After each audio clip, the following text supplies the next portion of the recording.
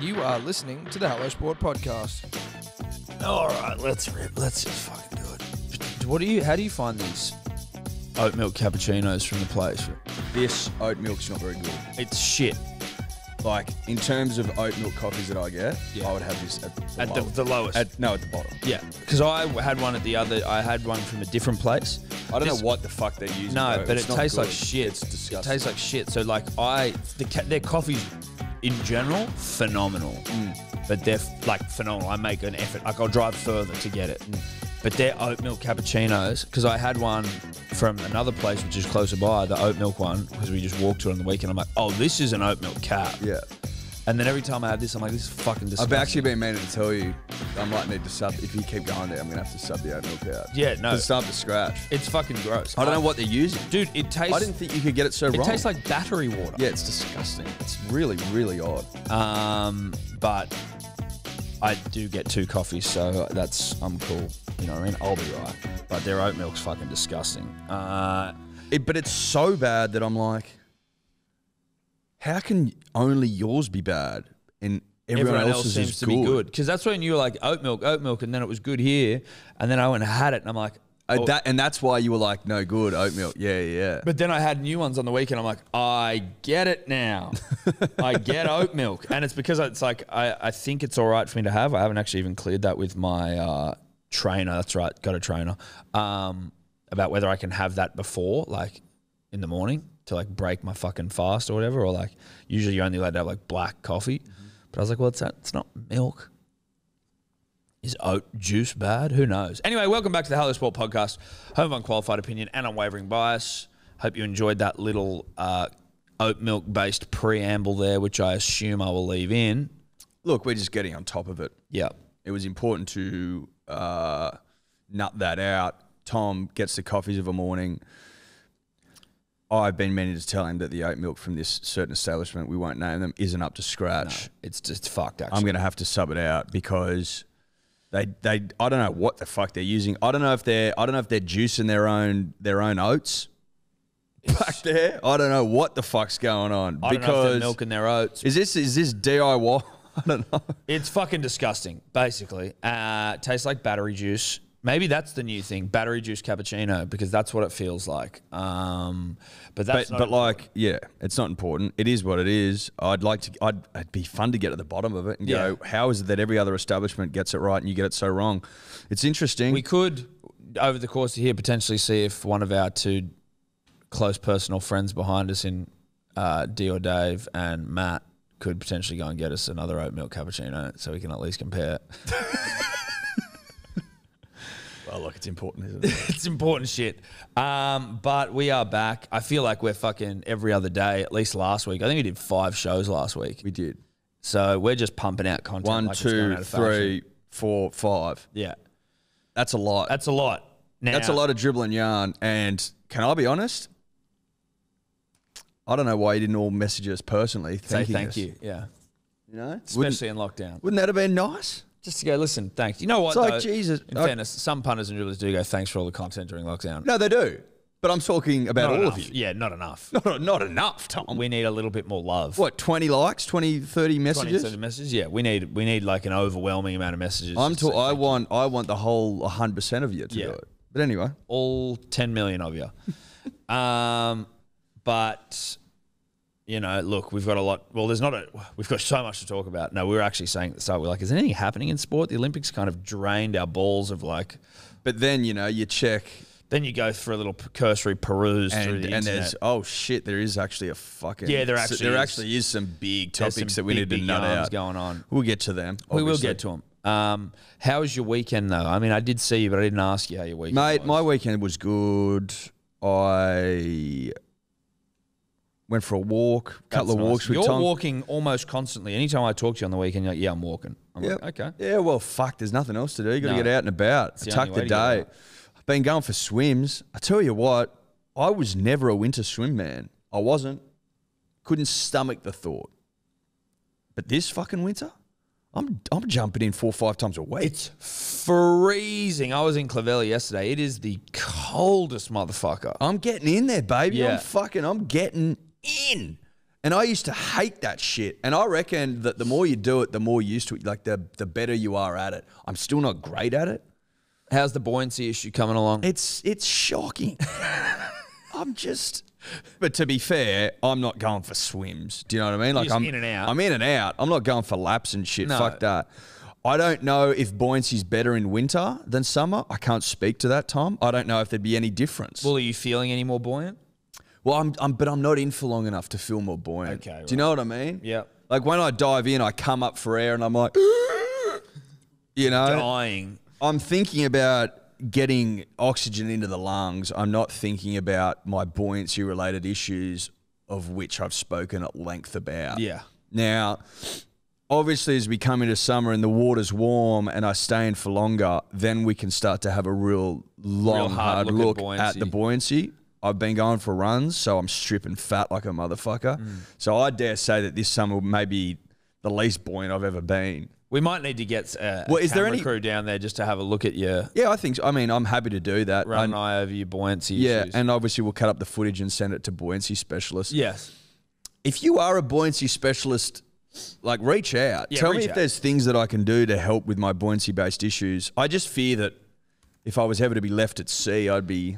Well, you'd be down the bottom. I'd be in a spot of bother. No, yeah, you'd be having dinner on the Titanic, Yeah. as it were. You know what I mean? Like if you've got great buoyancy, you just fucking lean back and float. I'm a buoyant See it man. out. But I think I've got a lot of fucking, you know, I almost am a human fucking blow up floaty. You know what I mean? I've got a lot of buoyancy around my body, and I'm in the process of letting some air out. You know what I mean? Letting some air out of that floaty. How's that going? Good. Trained yesterday. It was tough. I'm doing boxing training as well, and it's like... When you say train, did you mean with Josh. With my Josh, personal yeah. trainer. Yes. Got a personal trainer now. Sure. So there's that. But I tell you what, it's a hard thing. If you're just like a dude like me who doesn't, like, you know, yeah, sure, you know, you could have called me an athlete in my early 20s, late teens, but like don't really know how to what to do. I just go for runs, right? Or it's like, oh, sit-ups, push-ups, weights. Like just do shit that's like very obvious. Like you don't really know what to do. Well, how can you? Well, I know, but like having someone there push you and give you like bespoke training methods that like work for someone who's done it is so much better. Like it's just so much better. It's so much more helpful. But I get it because like also it costs fucking money. So it's like it's not something that everyone can just go and do. Josh obviously helping out a brother. So like, but it's way obvious. Like what you're saying is it's better to get trained by a personal. Yeah, fuck yeah, it is. So much. Of course it is. So much better. But they also push you way more than you would push yourself. That's what I mean. That's sort of the main. That's the biggest part about it. They push you way harder. Because if it's just me, like fucking, you know, me on a boxing bag, I'm sure I'd be a fucking useless piece of shit. And that's what I'm saying though. I am so useless when it comes to like just boxing on like where, you know, you just kind of, I don't know whether all dudes think this way. Maybe not all, because there would be some that are so uncoordinated that you don't even know how they exist in the world. But like, I think that, you know, relatively, I consider myself a coordinated person. I can catch, I can throw, I can run, or I was able to do a lot of those things in the past. And then boxing, doing these things, I'm like, I feel like a mum who's like going to like a group training session with all of her girlfriends and, you know, they're just trying to get fit. And if that's how you feel, imagine how you look. I know, dude. I think that's how I look. Because you always look worse than you feel. Yeah. Because people fucking think they're killing it and they're not. Well, trust me, I know I'm not killing it. Which is a bad sign for the visual. And like, you know, Josh is being fucking like, yeah, nice, Tommy. Yeah, good stuff. And I'm like, oh my God, dude, I look like a fucking group of mums training right now. There's no way I don't. I have no coordination. And I also, though. Where do you train? Like there's a field like up above Clovelly. Yep. Yeah. So just fucking. Public? Oh, yeah, it's public. Willie Mason was down there yesterday training a kid. Say good day. I didn't, but Willie looking very good. Usually, like, Willie could have had a post-career blowout. Like, well, he's a big man. That's what I mean, though, right? Like, his brother Les is fucking humongous from memory. But, like, Willie looking fit as a fiddle. Fit as a fiddle. Anyway, shout out to Willie. Had no real bearing there, but just that he was training as I was training. Yes. But I'm going all right, down to 100 kilos, like just on 100. Weighed myself this morning. But the shin splints are fucked. Oh, really? They're back? They were always back, but they're bad. Like, they're bad. I'm like, I don't know what the fuck to do. Like, there's all these things that you can try and do. I roll them out, I stretch them and shit, but like... So you can't run anymore? Well, I still am. Yeah. Can you Google, Dave, just for... Is shin splints muscular or is it a bone thing? Because I thought it was my bones. You would have... Yeah. But then... I thought you would have been on top of this already. No, I've just been on top of, like, what to do. Like, stretch it, roll it.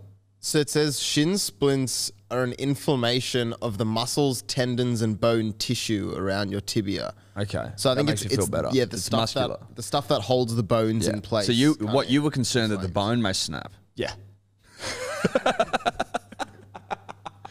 Yeah. I was like, dude, if this thing's splinting, I could be just running around the track and then just Conor McGregor my leg and be like, fuck. I can see how you'd go down that path, though. Especially if you haven't done any research into something that's been troubling you for like the better part of a year. Well, I mean, look, right there, that's what a lack of deodorant can do. Yeah. Because I stopped, I was trying to run 7Ks the other day. I got to 5 and I go, the aching in my shin is so much that I was like, this thing could snap any minute. So I stopped and I walked the rest. How does it go when you walk? Is it still painful as fuck? No, it's still a bit painful, but no, like, dude, like we did. Isn't that weird that it? Well, no, because it's about the impact. Apparently, when the impact is like 300 kilo, like it's like 3 times your body weight goes back through your legs when you run. When you run, yeah, is that right? Yeah. Again, this is what someone told me from Pace Athletic, who are our official running sponsor. They are unofficial running. Imagine where you'd be without those Pace Athletic shoes. Yeah. Yeah. I said the next thing I need to do as well, I need to get my like athleisure wear, my athletic like sort of exercise clothing game sorted because I don't have that sorted. No, you run in board shorts past the knee. And I've Well, always found that board strange. Shorts past the knee. So You do? No, I don't. I have tracksuit. You don't? No, I don't have board shorts past the knee. I have some like loose sort of like tracksuit pants shorts that, you know, they're around the knee, but also... You know, they're just like casual fucking, they're not like something I'm wearing out. They're just like comfy shorts that I will train in. And now I'm self-conscious about and need athleisure wear. You need gear for the moment. Yes. You know what I mean? Like, Yeah. you can't exercise in shit that you'd fucking, you know. Well, I can, and I have been. But I'm now like, when you see other people train, I'm like, oh, I'm now. Well, obviously you can, but you're not that comfortable in it. No, you're comfortable, but you just don't look cool. I think that's all it is. It's like, I want to look like a cool Yeah, but like that, what you're wearing, that heavy denim and shit, that doesn't breathe. That doesn't breathe well. You tell me denim shorts is not a good training? That's exactly what I'm telling you. That's bullshit. Those jorts you're wearing aren't up to it, mate. You got to sub them out. You need something that breathes. Jorts and a leather jacket. Well, no wonder you fucking chafe every time you run. Not anymore, baby. I've got my old... But the jorts aren't helping. No, the jorts don't help. The jorts don't help. They aren't good consumers of sweat, that's for sure. Do you run in like one of those just grey like pajama almost t-shirts where you just end up at the end of the run full of sweat and it's like shades darker? Possibly. Yeah. I kind of don't mind that though because I think that's a bit of a flex. Look how much look how hard I've worked. Look how sweaty my shirt is. I don't mind that. What do you think when you see someone run past wearing it? Are you like, get away from me? That's disgusting. Well, I'm not trying to go and hug a runner. So no, but do you know what I mean? No, but that's fine. I don't mind that. I'm respecting. I'm like, that motherfucker's been working. I tell you what, oh, bro, I saw the grossest thing I've ever seen. And that's an exaggeration, but it's not that far off.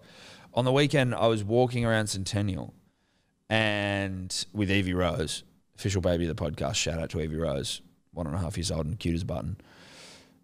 And this woman, 60, 50, going for a run, not cracking pace, like good on her for getting out there, but she was in her athletic gear as well, and she runs past me and she just grabs her arm, like the sleeve of her shirt, and just goes and blows her fucking nose into it and then just lets it go, and the fucking sleeve is just covered, dude.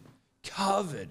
And she just jogs on past, and I'm like, bitch, No, your splits don't matter enough for you to be like not being just taking the time to blow your nose, especially in a time where everything's a bit like germy. Like, it was the rankest fucking thing I've ever seen. That's not play on ever. No. But particularly in a lockdown. Yeah. You know?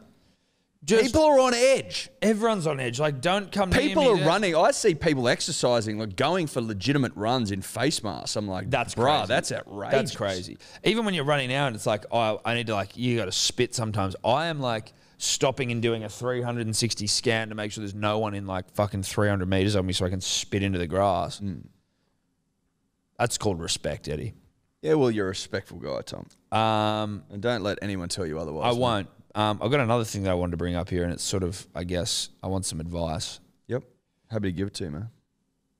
So, my mother-in-law is the carer for Evie, so we're able to get around the whole, like, well, not get around it. She's legitimately looks after Evie, so she's like in our bubble of fucking lockdown, and she wants, or at least asked, if I could cut her hair. And I'm like... Because you're so proficient. Well, I'm not that proficient. I don't know if you can see. I tried to cut my hair and I fucking jabbed a whole chunk out of the side. Oh, yeah. Oh, you've lost your touch. Well, it wasn't even touch. I just didn't... It takes a long time to cut your own hair, or at least for me. And yesterday I was just like, fuck it. I was just trying to whack it off with clippers. And so I had the size 6 I think I was going for. And for whatever reason, it just didn't work. Like, I pushed it to the skin and just went there, thinking it was going to size 6 me, and it fucking... I look like a kid who's fucking cut his hair with scissors when he was like 6 years old. Anyway, I don't know whether I can... Because I've never cut a woman's hair before. What's the difference?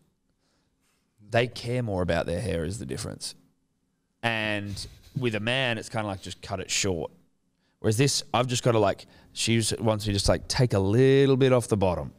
What hairstyle does she usually rock? Yes, that's important. Well, it's like this long to just here, blonde hair down to here, and she'll have it up or she has it down. But is it just like shoulder length hair? Yeah. Nothing else crazy going on? Nothing else crazy. She hasn't got bangs? I don't know if she's got... I don't think so. I don't even know what they are. I just hear people say it. I think bangs is a fringe, isn't it? Look that up. I think it might be. Yeah. It is? Okay. Yeah. Well, has she got bangs? No, she ain't got bangs. I could probably give her Why don't bangs. you give her bangs? Give her some lockdown. Lockdown bangs. I don't know that... Wow. I mean, she didn't say not to.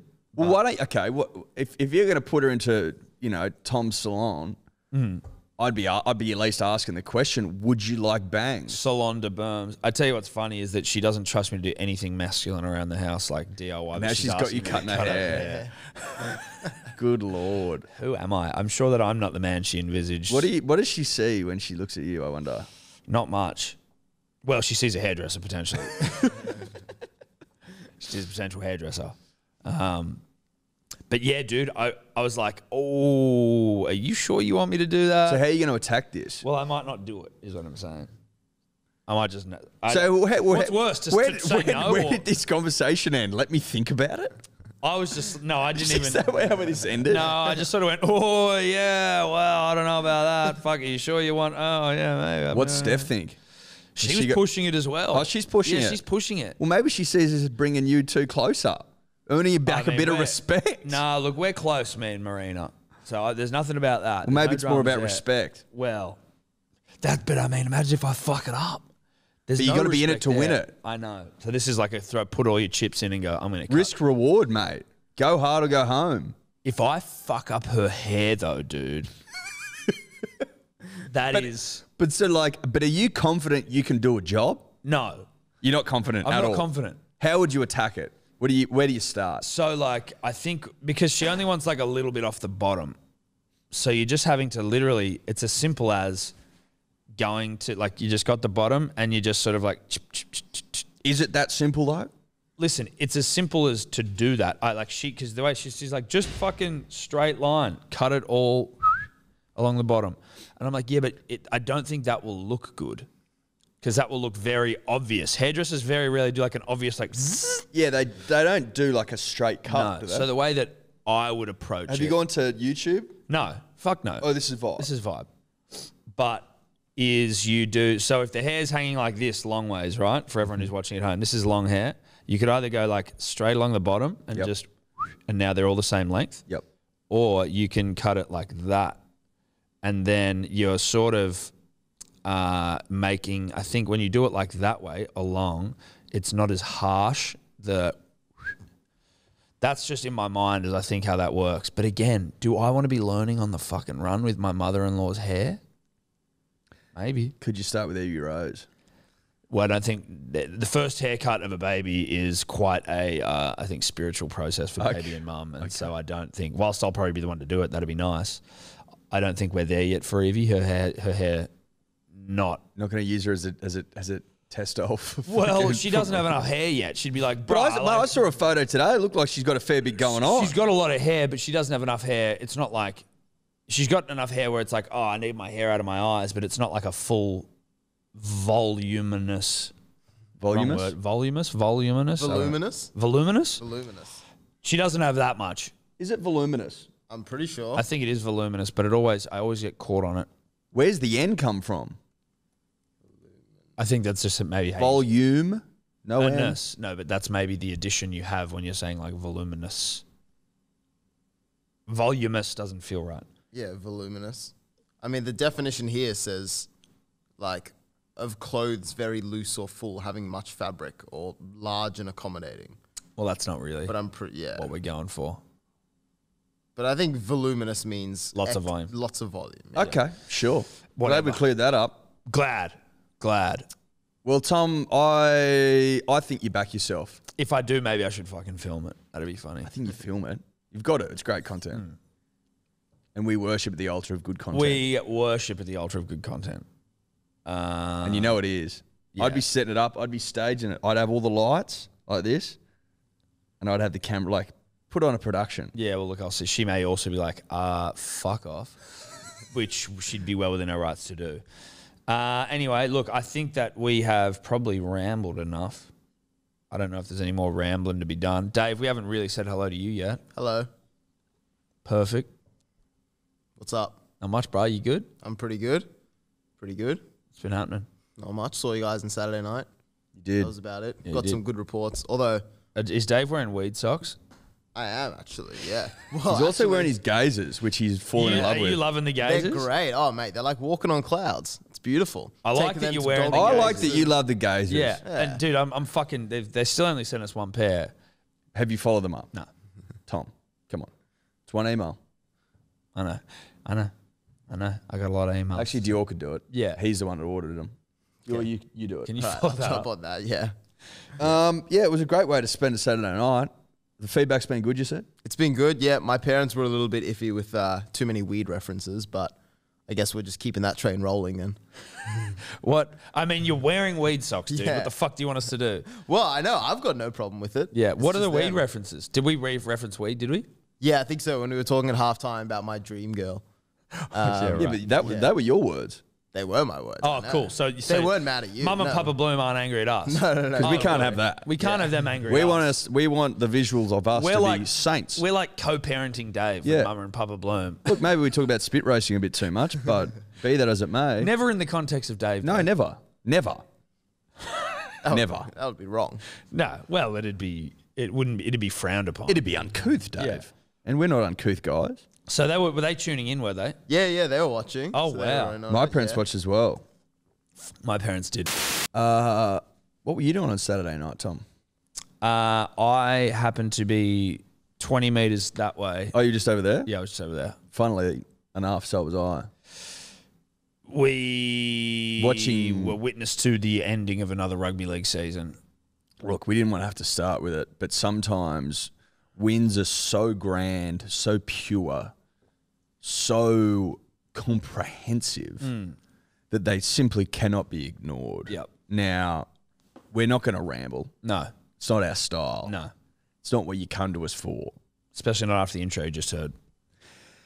All we're going to say is, if you didn't think we were a premiership threat, now you do. Yeah. Because that was one of the most clinical games of rugby league I've ever seen. Dior Dave was stunned. His mouth was on the floor for the entire 80 minutes. He said to me quietly, privately after the game, that's the best he's seen a rugby league side play. And that means a lot coming from Dave because he's obviously... Producer Matt also said the same thing. He's a Bunny supporter. He said, I didn't know that rugby league could be played so beautifully. Yeah. And I said, listen, Matt, neither did I. You know how sometimes you can, and I don't know if this is actually a condition or if I'm making it up, but I think it is, but like when you see things like visually, you can hear them. Do you know what I mean? Like you can hear sight somehow. Like it creates a sound in your mind. Yes. Like synesthesia. Yeah, exactly. Is that what that is? Yeah. Or is that more when you see colour? That's kind of when you see sound in colour. As colour. Yeah, that's that. It's sort of like that, but it's the reverse. Reverse synesthesia where you're seeing pictures with music in your head. Synesthesia inverted. Yeah, that was a concerto. Yes. It was just musical brilliance. If you don't know what a concerto is, look it up. Yeah. Dior. Yeah, Dior, that one. That was a concerto. Beautifully appointed. Yeah. Beautifully constructed. Wolfgang Amadeus Mozart was like... I mean, conducting that shit. Mozart conducted that, baby. That's what we're saying. Yeah. That's what we're saying. It was a glorious performance. It really, really was. Do you reckon, and this is a serious question, do you reckon that more punters and dribblers have made money off Manly games than any other game, than any other fucking game, like than any other team? Manly would be generating the most money because basically you've got the back three have scored 20 tries each, except for Tommy, who I think's on 19. It's like you lock those fuckers in for tries every single game. Ruben Garrick, congratulations. You are now the greatest point scorer in an individual season in Manly history. You set that record about 8 times on the weekend. Oh, sorry for making you money. Yeah. Look, punters and dribblers the world over have all admitted in unison, we love Manly now because of you two and because of the value and they provide and because of Manly. Look, I mean, at the end of the day, what I see is, you know, a group of young men, Tom, some older than others, but generally speaking, a group all of young younger men, than us. Yeah. All aligned in a singular purpose. Yeah, they've got a common goal. A common goal, which is to win a premiership for club, for Peninsula, for member. Yeah, for country. For country. And that's what I saw. Like, there is no way in the world that side can be stopped come September. No. Now, some of you may, I can already hear it, be like, oh, Tommy's fucking fractured his cheekbone. He's out for the next 3 rounds. Firstly, he has a titanium plate in that cheek, and that's what saved it. So shout out to titanium. Shout out to titanium. Titanium's undefeated. It is undefeated. Titanium is undefeated. Now, obviously, people going, well, Manly season's fucked now. It's in the toilet. Like, you don't know what you're talking about. No, that's an immature statement. It's an immature statement from an immature person, quite frankly. Like, I didn't want to have to come in here and call you immature, but I have. Yep. Because you've made an immature comment. Now, Tommy, who's titaniumed the fuck up. Oh, you mean Titanium Tommy? Titanium Tommy. He's basically all titanium, baby. Okay? All titanium. He's also, he'd be good to go if this was a fucking important. If these next 3 games were important, he'd be good to go. They're not Which they're not. Oh, we got the Raiders, and then we've got, like, who the fuck is it? Like Cowboys and Dogs? Oh, let's fucking rest the entire team. This is a wool pull from Des. Tommy might have a sore cheek, sure. Have we spoken to Ruben Garrick about shaving a layer off of his high cheekbones and just being able to, as an extra precaution, put it over Tommy's one? Yeah, we have, and that's in the process. It's a very uninvasive procedure, and it'll be happening. Well, it's keyhole surgery, Tom. It'll be happening in the coming days. It's keyhole surgery. But if anyone here thinks that it's anything other than, like, let's freshen up our thoroughbred coming into the finals, like, mate, it's all good here. It's a freshen up. It's a freshen up, pure and simple. That's all it is. Because at the end of the day, read between the fucking lines. If you've got a titanium plate in your cheek that hasn't bent, that hasn't broken, that hasn't been, you know, impacted whatsoever, then why are they arresting him? What? Because he's got a bruised bit of skin over the plate? Mate. I don't think so. No, he's fine. This is a freshen up. This is a freshen up. And it's a wool pull from Des. It's a wool pull. Oh, shit. Is Tommy going to play for the rest of the year? Maybe not. Maybe he won't. So seeds of doubt. Let's get Manly back under that radar. So seeds of doubt. Now you're starting to doubt, and that's when we pounce. Pure and simple. We're growing crops of doubt. We're sowing seeds of doubt, then we're growing crops of doubt. And then we're selling harvesting. you. And look, and guess what you're having in your fucking cereal? Bowls of doubt. Yeah. And now you got doubt in your stomach. Yeah. And now you're playing with doubt because you're full of doubt. Are you ripping cones of doubt right now? It'd seem like it. Yeah. Get high on doubt. That's exactly what we want. Yeah. Get high on that doubt because guess what? When you are consumed by doubt, you play shit rugby league football. Yeah. And that's what you'll see heading into the finals. You underestimate us. You go, oh, Manly, doubt it. And doubt it. No, doubt it at your own peril. Oi, we want you to doubt it because we're actively looking for you to experience doubt. Well, we literally have spent a considerable amount of time sowing seeds of doubt and then growing crops of doubt. And doubt seeds aren't cheap. No. So this is an investment in the future. Yeah. By sowing seeds of doubt, growing crops of doubt, harvesting doubt, feeding you doubt, you are now consumed by doubt. Yeah. And doubt will be your undoing. Whoops. Whoops. Sorry to fill you up on a healthy diet of doubt, you fucking dribblers. Manly just won the comp. Whoops. Whoops. You know what you can't grow? Oomph. You can't grow oomph. Oomph, not a seed. You can't sow seeds of oomph. Doesn't exist. There are no oomph seeds. Sorry to tell you. Nah. No this oomph isn't seeds. Willy Wonka's chocolate factory, ladies and gentlemen. Sorry to fucking bring you back down to earth. Newsflash, that place doesn't exist as it was portrayed. Sure, there are fucking Willy Wonka factories. Sure. But all they do is make chocolate. Yeah. There's not magic fucking oomph seeds in there, bro. Oompha Loompha's. There's no Oompha Loomphas. There is no Oompha Loomphas. Oompha Loomphas aren't real. They aren't real, brother. Not the way you want them to be. No. Oomph comes from within. Yeah, we're all deep within. We're all our own Oompha Loomphas. It's about the Oompha Loomphas in here. Yeah. The Oompha Loompa that lives deep within you. And I'm here to tell you, Eels fans, You ain't got it.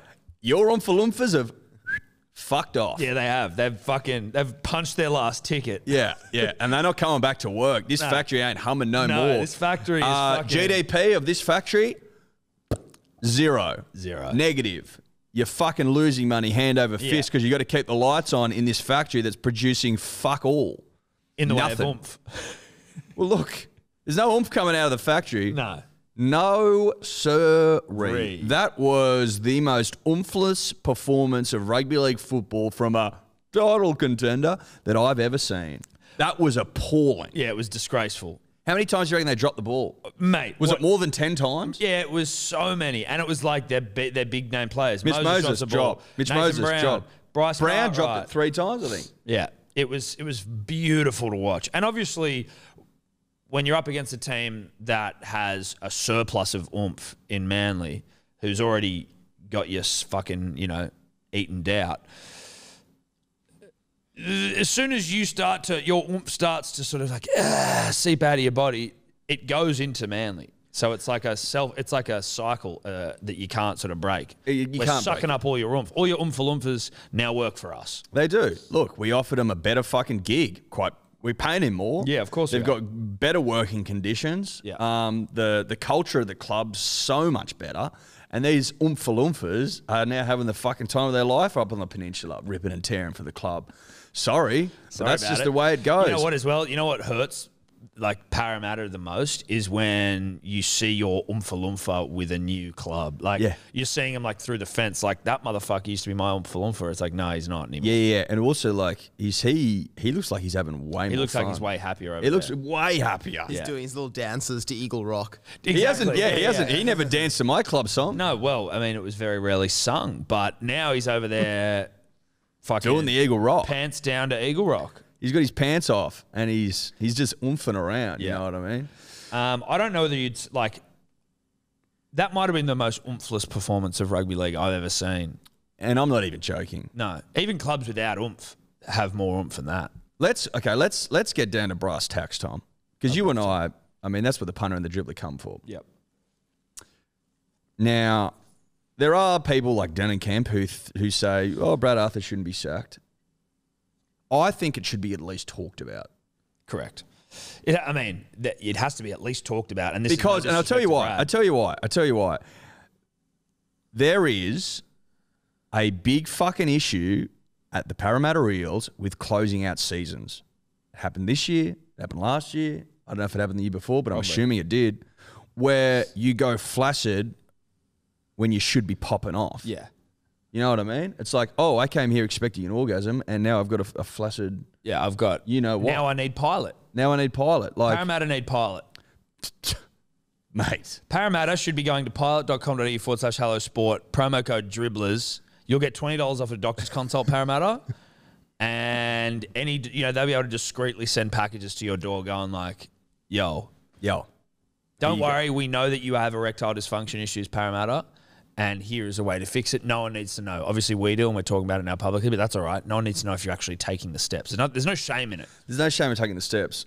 Look, have we brilliantly worked an ad into the segment? Yeah, we have. Yeah, we have. Look, thank us later, pilot. Yeah, but that's value right there. That's value. That's value for money. What we're saying is Parramatta need pilot because as a Parramatta fan, which you aren't, it must really fucking hurt seeing this premiership winning side that's fucking ripping and tearing their way to a title, apparently. Well, these are all your words, not mine.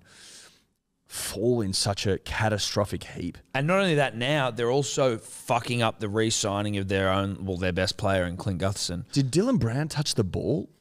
Here's a stat that could be bullshit, but Dribbler sent it to us. Kyle Flanagan of perennial park footy prince, alliteration, has more try assists than Dylan Brown. I think so does Anthony Milford. Someone else said that. Ooh. No one talking about it, it would seem. I mean, people are, but only in our world. But no one really That's not talked about much. But it's like, it's not like you're coming for individuals like fuck this. But it's like, well, these things are actually like legitimate, right? He's their big sort of name 5'8". Mitchell Moses, a big name half. Clint Gutherson, apparently wanting $1 million. I think that's bullshit. Apparently that's bullshit. But he is a big money fullback. But it's like all these players in Parramatta, it seems like they are. They're good NRL players, but they're still a rung below great. Like they don't have, and again, they're not in the top. They're not in the top echelon. They don't have any blue tick throbbers. No, if I can use an Instagram term, like blue tick. Well, there's only a handful of throbbers in the comp. You could count them on fucking right, but all the best teams have at least one, and they don't have any. Yes, no, I'd agree. And the thing about, and I can't remember exactly how Michael Pride of About Even fame put it when he was on About Even, but it was about coaches that win comps, and I'll have to go back and check it. But basically, statistically over the history of coaches in the NRL, Brad Arthur would have to be breaking, be doing a first to win a comp with Parramatta based on how long he's been there. Mm. But he's been there 9 years, and Kempy said, I think we were talking about it on Saturday night, he was like, he's taken them from off the back of two wooden spoons or back-to-back wooden spoons to now they're back-to-back top fours and all that, which I completely understand. It's like, where would you rather be? Fucking last or fourth? Obviously you take fourth every day of the week. Fourth, but at some point you also have to go winning comps, name of the game. So it's got to be the name of it has to be the name of your game. Fourth makes it easier to attract players because you're like, oh, come to a club that does well in terms of the difference between fourth and last. But you're not they missed out on Katoni Staggs. They're not able to, they don't seem to be able to get a big dick throbber to come join the club. So you're like, well, Brad, maybe you've done all that you can do in getting them to where they are, which is still a great effort. And it's not like Brad shouldn't be picked up by another club at some point. But it's like, let me put it, you can do. Let me put it this way: if Wayne Bennett goes, hey, I'll coach. You telling me you don't fucking thank Brad for his services and show him the door? Would you be cut, Matty, if Wayne left and just went and coached another Sydney team? Would you be like, why the fuck did we let Wayne go? What's happening with that? Is there Apparently he wants to go back to Queensland. But there's I'm assuming no positions there? Or would he go to the Titans? I don't think he'd necessarily be coaching next year. I think that there's a yarn about maybe a second Queensland team coming in 2023. So it might be next year up there, getting it all sorted, blah, blah, blah. Again, if you weren't listening, we're regurgitating a little bit of information off the back of Saturday night, but it's worth bringing up again because you weren't all there. when Kempy was apparently Wayne Bennett was like, mate, this fucking thing about there not being enough good players is complete horseshit. There just isn't enough good coaches. Yeah, I like that. And he points to like Des bringing the best out of fucking these guys no one fucking knew about at the start of the season. The same can be said of Bellamy. The same can be said of Wayne Bennett. The same can be said of Trent Robinson. Like where they just turn these guys that fucking no one knew about into somebodies, right? Yeah. Penrith fucking Panthers, like they were a team of fucking juniors, right? And that doesn't translate to success. Like just because you won the Holden Cup doesn't mean you're going to win the fucking comp in a couple of years' time. That's not how it works. So when I heard him say that, it got me thinking. I'm like, Jesus Christ, you're right. Ruben Garrick, no one wanted him. Jason Saab, no one wanted him. Ola Kawatu, no one wanted him. Well, just no one knew about him. You know what I mean? Well, I mean, apparently Parramatta didn't want him. No, exactly. He was down there. Toa Fafau, Sipley, Sean Kepi, like all these guys. And again, not that necessarily that like we're obviously talking from a Manly perspective because that's who we're most interested in. But no one knew about him at the start of the season. It was like Manly has no depth. Manly fuck, because we lost 4 games on the trot. You didn't hear that rhetoric from us. But there is an ability of the good coaches to turn good players. That's why I think Des is better than like your Trent Robinsons of the world. And it's no disrespect. What Trent's done this year is fucking impressive under the circumstances. And so I'm not anti-Trent here, but I think Des is a better coach than Trent Robinson because of his ability to turn, nobodies into somebodies, whereas Trent has taken somebodies and continued to throb with them, like made somebodies win. You know what I mean? The Roosters get good players. This year he's been able to steal his side with, some relative nobodies due to the fact that they've had injuries, but they've also they've brought in the most highly touted halfback in the up-and-coming halfback since Joey, Sam Walker. Joseph Suwali, the most touted fucking schoolboy, New South Wales prospect since fucking Folau they've brought in. Or probably Curtly Beale. Or Curtly, well, certainly from a rugby perspective. From a schoolboy perspective. Victor, their side is still fucking hectic despite the fact they've lost all these players. But it's still a phenomenal effort. But, so to Wayne's point, it's a big flex from Wayne, and it's just that. Well, look, mate. All you coaches, he's basically just calling out all the scrubs out there. Yeah. Well, look what happened to fucking the Dogs when he left. Yeah.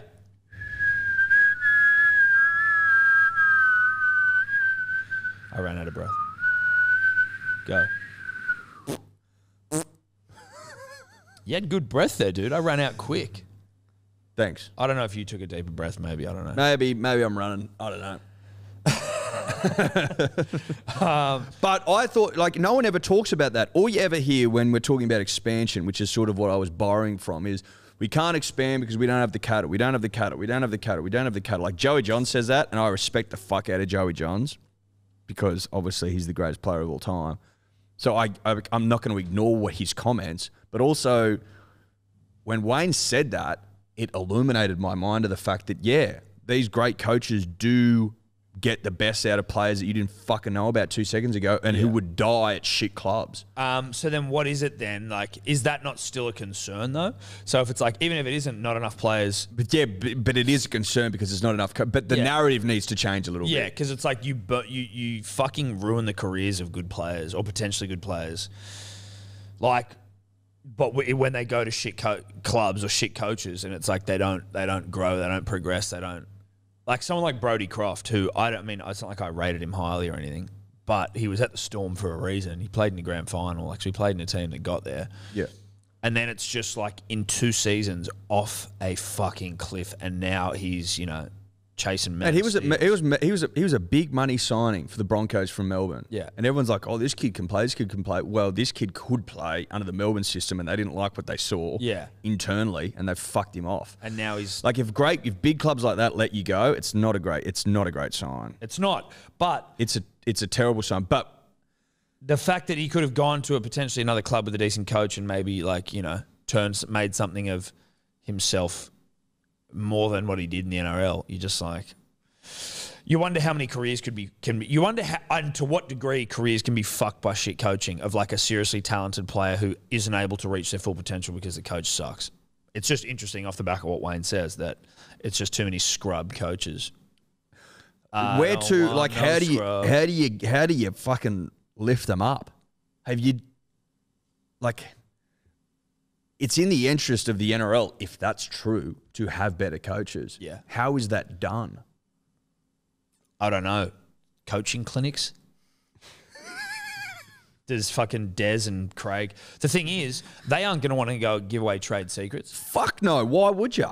It affects you. Yeah. So you just PowerPoint classes with Siebes. I tell you what'll be interesting. Craig Fitzgibbon, highly touted, coming up through the Robinson, tutelage. He's been his right-hand man like the entire time. If he can't coach, it basically says you got to have it within you. Yeah. That's it. Like, you can't coach coaching. That's what it's saying. Because even like everyone that's left Bellamy. Because situations change. Bro, Adam O'Brien, Stephen Kearney was an assistant coach. Fucking Kevy Walters. Yeah, Kevy Walters, Michael Maguire. Brad Arthur, I'm pretty sure. Brad Arthur was under 20s coach for a while. He might have been assistant as well. Yeah, I think so. But like Brad Arthur was under Des as well. Yeah, he was. He was under both. But yeah, shitloads. He was under Des. Yeah. Like Bellamy was under Wayne. Yeah. And Michael Maguire, you can't call him a shit coach. He's won a comp, but he's like, but it's not a like, oh, I learned from Craig, so now I've got it, sort of a situation. No. He still won with like a team of throbbers. They were a team of throbbers, but he did get it done. But it wasn't a team of like it was a team of throbbers, but it was like the Bulldogs were good. Like it wasn't like they were also battling fucking history, like how long since they'd won. It wasn't a guarantee they were going to win the final. They ended up winning it quite well, from memory. Anyway. No, they won it comprehensively. They pumped them. But I mean, it wasn't a fait accompli where you're just like, fuck, they're going to do it. Like, they didn't. Oh, they can't think they came third or fourth that year. They didn't win. They weren't minor premiers. No, I think Dogs might have been that year. There you go. So now, just back to that third or fourth. Everyone going, oh, Manly won't make the top four. Do you know the only real fucking benefit? If we make the top four, we'll come fourth. We will play Storm in the first fucking week of the finals, right? Do you really want to be playing them first week of the finals? Let's say we do and we lose. I'm taking us on a walk here. We lose to the Storm. We then have to go and play some loser from the bottom four. And then we have to play them again in the grand final when we make it. This way, potentially, we just play some beater. Let's say we come fifth. We play some loser who sneaks in eighth. But we don't want to be... I think we all want that as a grand final, don't we? From a pure fan's perspective of rugby league football, you want to have great grand finals. Yes. And I think Melbourne Manly is the one we want to see. It's at least the one I want to see. Yeah, certainly. Melbourne or Manly. If we come fifth and the Storm win and then win in the first round, would we meet them in the final or would we meet them in the semi, in the preliminary? It just depends on which side of the draw, how it would shake out. Yeah. Do we not know that already? Look into the final system, the bracket from last year. Yeah. And it should be the same. And we'll see how we go. If we come fifth, Melbourne come first. But like, basically, the only benefit you potentially get is a week off, right? Which is important. It is important, but it's not the be all and end all. But okay, and home finals don't mean shit. But put it this way. A team hasn't won the comp from outside the top four since the Bulldogs in, I think, 95, 96. 90 or 95. Yeah, or 90. Yeah, one of those. 94, 3, 4, 5, something like that. I don't know. Yeah, I agree. But this is a year where anything can fucking happen. Oh, yeah, this is a year when anything can happen. Genie's obviously. Out of the bottle, bro. It's a genie out of the bottle year. We all know that. I mean, strange things as they are happening. Yeah. We live in strange times, and that obviously means there'll be a strange result. So last year, Storm played Canberra in the prelim final. We finished second and they finished fifth. And Penrith ended up playing Souths, who finished sixth. So it looks like first place ends up playing sixth, essentially. Yeah, so we won't play him. So if we come fifth, we don't play him till the GF. Okay, so first in this, yeah, okay. Okay, sure. If that's the way it fucking chops out. And that would be cool. And I'm like, I'd back us against any team, right? But like playing Storm once, I think better than playing them twice. Because if we were to play them first round, lose, they then switch to the other side of the bracket. But even if you win against them, I just don't think you want to play Storm twice in the finals. Exactly, that's what I mean. So that's why coming fifth ain't that bad. No. And fuck the whole top 4, top 8. Who gives a shit? Like, we'll win it no matter where we come. But it's like you prefer not to have to play them twice to win the comp. Well, now that like home games are out of it as well, that kind of takes away. Like, it doesn't matter if you finish from 5 to 8 anyway. No, it doesn't really matter. Well, they're all in Queensland. They're going to all be in Queensland. The final's going to be in It's Queensland. only a home game for the Storm. So. You'd say? Well, it would have been one of the bargaining chips when they were supposed to close down the rugby league and they played the next day. It would have been like, do you want the grand final or not? Yeah. Oh, yeah. You heard of the grand final? Do you want it? Well, that's what you got to do. Did you see, and maybe we spoke about it on Saturday. I can't remember, but Fox Sports fucking putting that thing up about Corey Norman. We didn't talk about it, but yeah. Dude, fucking lowbrow. That was so hectic. Like, all of the people bagging him on Twitter chopped down and put up on a fucking photo of him. On a graphic, a graphic. I was like, no way, dude. How in God's name did they think that was right? And I tell you what, it blew up in the sort of rugby league social media world, right? With like, I think it was the Scope who was the first person who left a comment being like, don't ever fucking pretend to care about players' mental health ever again. And then I think they took it down, and I'm pretty sure the head of Fox even was like, I told them to pull the story as soon as I realised. But like, that was fucking wild. It sort of shone a bit more of a light on the whole staff writer sort of thing, where it's like, no, they don't put their name to anything. And it's like, there almost needs to be some sort of... It's just the most fucked up, snipey little underhand article I've ever read. Like, yeah. And to put it into context, I've never seen one where the opposite is done, where they put up a photo of a fucking player with all these really positive fucking tweets. No, but I was saying how funny it'd be if you put up a photo of Buzz, like a journo, and then just all the Twitter comments, you know, of like, that would actually be funny. Yeah, but they were not going to do that, are they? No, they're not. Their fucking prize bull. Dave looks like he's about to go. That might be a project for this week. He's frothing at the mouth. Yeah, I just thought it was fucking uncouth. Like, to have a crack at a player who's like maybe a little bit down on form in that way, which is like, the whole thing is, it's not a fair and balanced portrayal. Like, it's not like everyone in the whole world is fucking saying no, but things. also like, fuck yeah, he didn't have a good game. Again, I don't know, I didn't watch it, but like that would be the assumption, right? That he didn't play well. Sure. Like, that's just what it is. But to go out of your way. To go and snip them all out. That's like someone watching it going, fuck, Corey Norman's having a good game. I bet you people are bagging him on Twitter.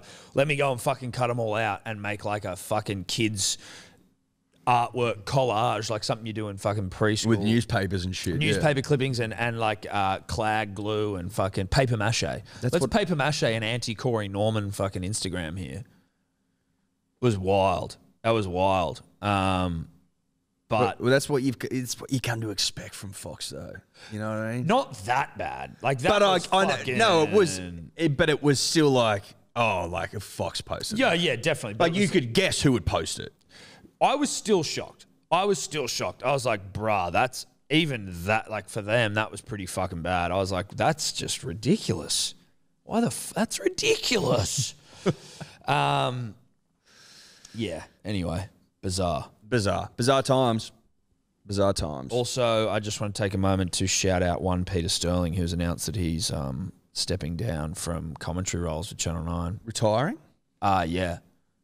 Sterlo and rugby league have been my life, and fucking anyone who's probably 40 or under. I tell you what, when stuff like this starts happening, it makes you nostalgic. Yeah, you're like, it makes you long for yesterday when Rabs was on every game and Sterlo was ripping and tearing. Fatty, the footy show was with Chief and Matty, and you're like, fuck, they were good times. They were such good, simple times. And now when Sterlo's like, I mean, you know, we don't have Rabs is probably, I don't know how many more seasons he's got, but wouldn't be many. Yeah, he wouldn't be. Well, fucking oath, he wouldn't have many. He's 80 something, I think. But that's what I'm saying. Then Sterlo's just retired.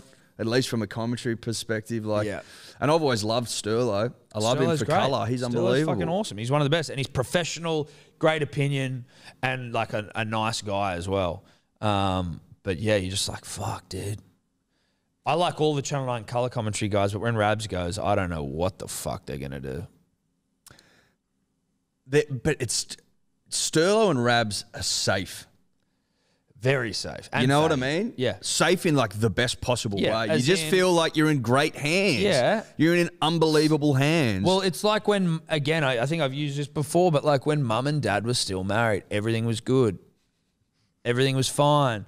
You got mum there, Sterlo, and you got dad there in Rabs, and you're just like, all right, I'm cool here. This is all good. Now it's like, oh, dad, Rabs, oh, he's not actually doing this game. It's like, what? Where's dad? What's he doing? What? He's not coming? He's not here today? What? Are you guys cool? What's happening? And then it's like, Sterlo, mum, it's like, well, mum's actually, she's leaving. And you're like, what do you mean she's leaving? Where the fuck's she going? It's like, I don't know, dude. She's just sick of this shit. She's going. She's going. We don't know where she's going, but she's going. She's moving interstate. And you're only going to see her fucking every other day or every other week, if ever. She'll call. But you're not seeing her. You're not seeing her. Anymore. It's a sad it's time. the breakdown of the family marriage. Look, we've already lived through it. We've already lived through it with the cricket. Yeah. And I think it's fair to say that the new age, the modern commentary, not really as good. No. From a cricket perspective.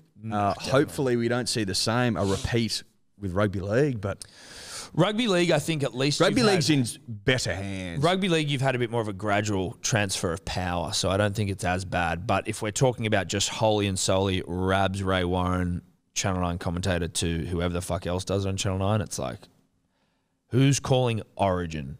You know? Who the fuck is the next caller of Origin? I think it'll be like a Shane Warne, many spinners follow. Like, I don't think the next caller of State of Origin is in that seat for long. You don't think so? No. Because if it's Channel 9, I don't think there's anyone obvious. Have we got, like, is there someone out there who's just fucking ploughing away, doing the hard yakka at bush footy and then we just need a voice, dude. Like, I tell you who's good. The guys who do Grandstand on ABC, they're pretty good. I think is that like Peter Moore? Yeah, him. Look at Andrew Moore. Jim Andrew Maxwell Moore as well. Yeah, but that's cricket. Jim Maxwell's cricket, though. Yeah, I know. Jim Maxwell is now the official voice of cricket. Yeah, Jim Maxwell's that's what I think. They should get him to do the TV coverage now because he's been ploughing away doing cricket for a long time. He should have been, the next one to step up for that. Yeah, well, mate, I'd be happy with Jim Maxwell calling cricket. That's for damn sure. But from a rugby league perspective, I'm not sure if he was approached or if he didn't want to leave ABC or if he just enjoys doing what he's doing. But like the fact that Jim Maxwell, if he wasn't approached, then I'm fucking disappointed because maybe he's Jim was the just best. like, fuck that. I'll just stick to the Grandstand, thanks. Like when Jim and Kerry were both on ABC Grandstand, that was just like a match made in heaven. It was living. It was living. Unbelievable. There's something about cricket commentary as well. Triple M actually doing the cricket again this year. And they've signed like a 5-year deal with cricket, which I liked when they did it last time. There is something that is uniquely summer, though, about the crackle of AM radio.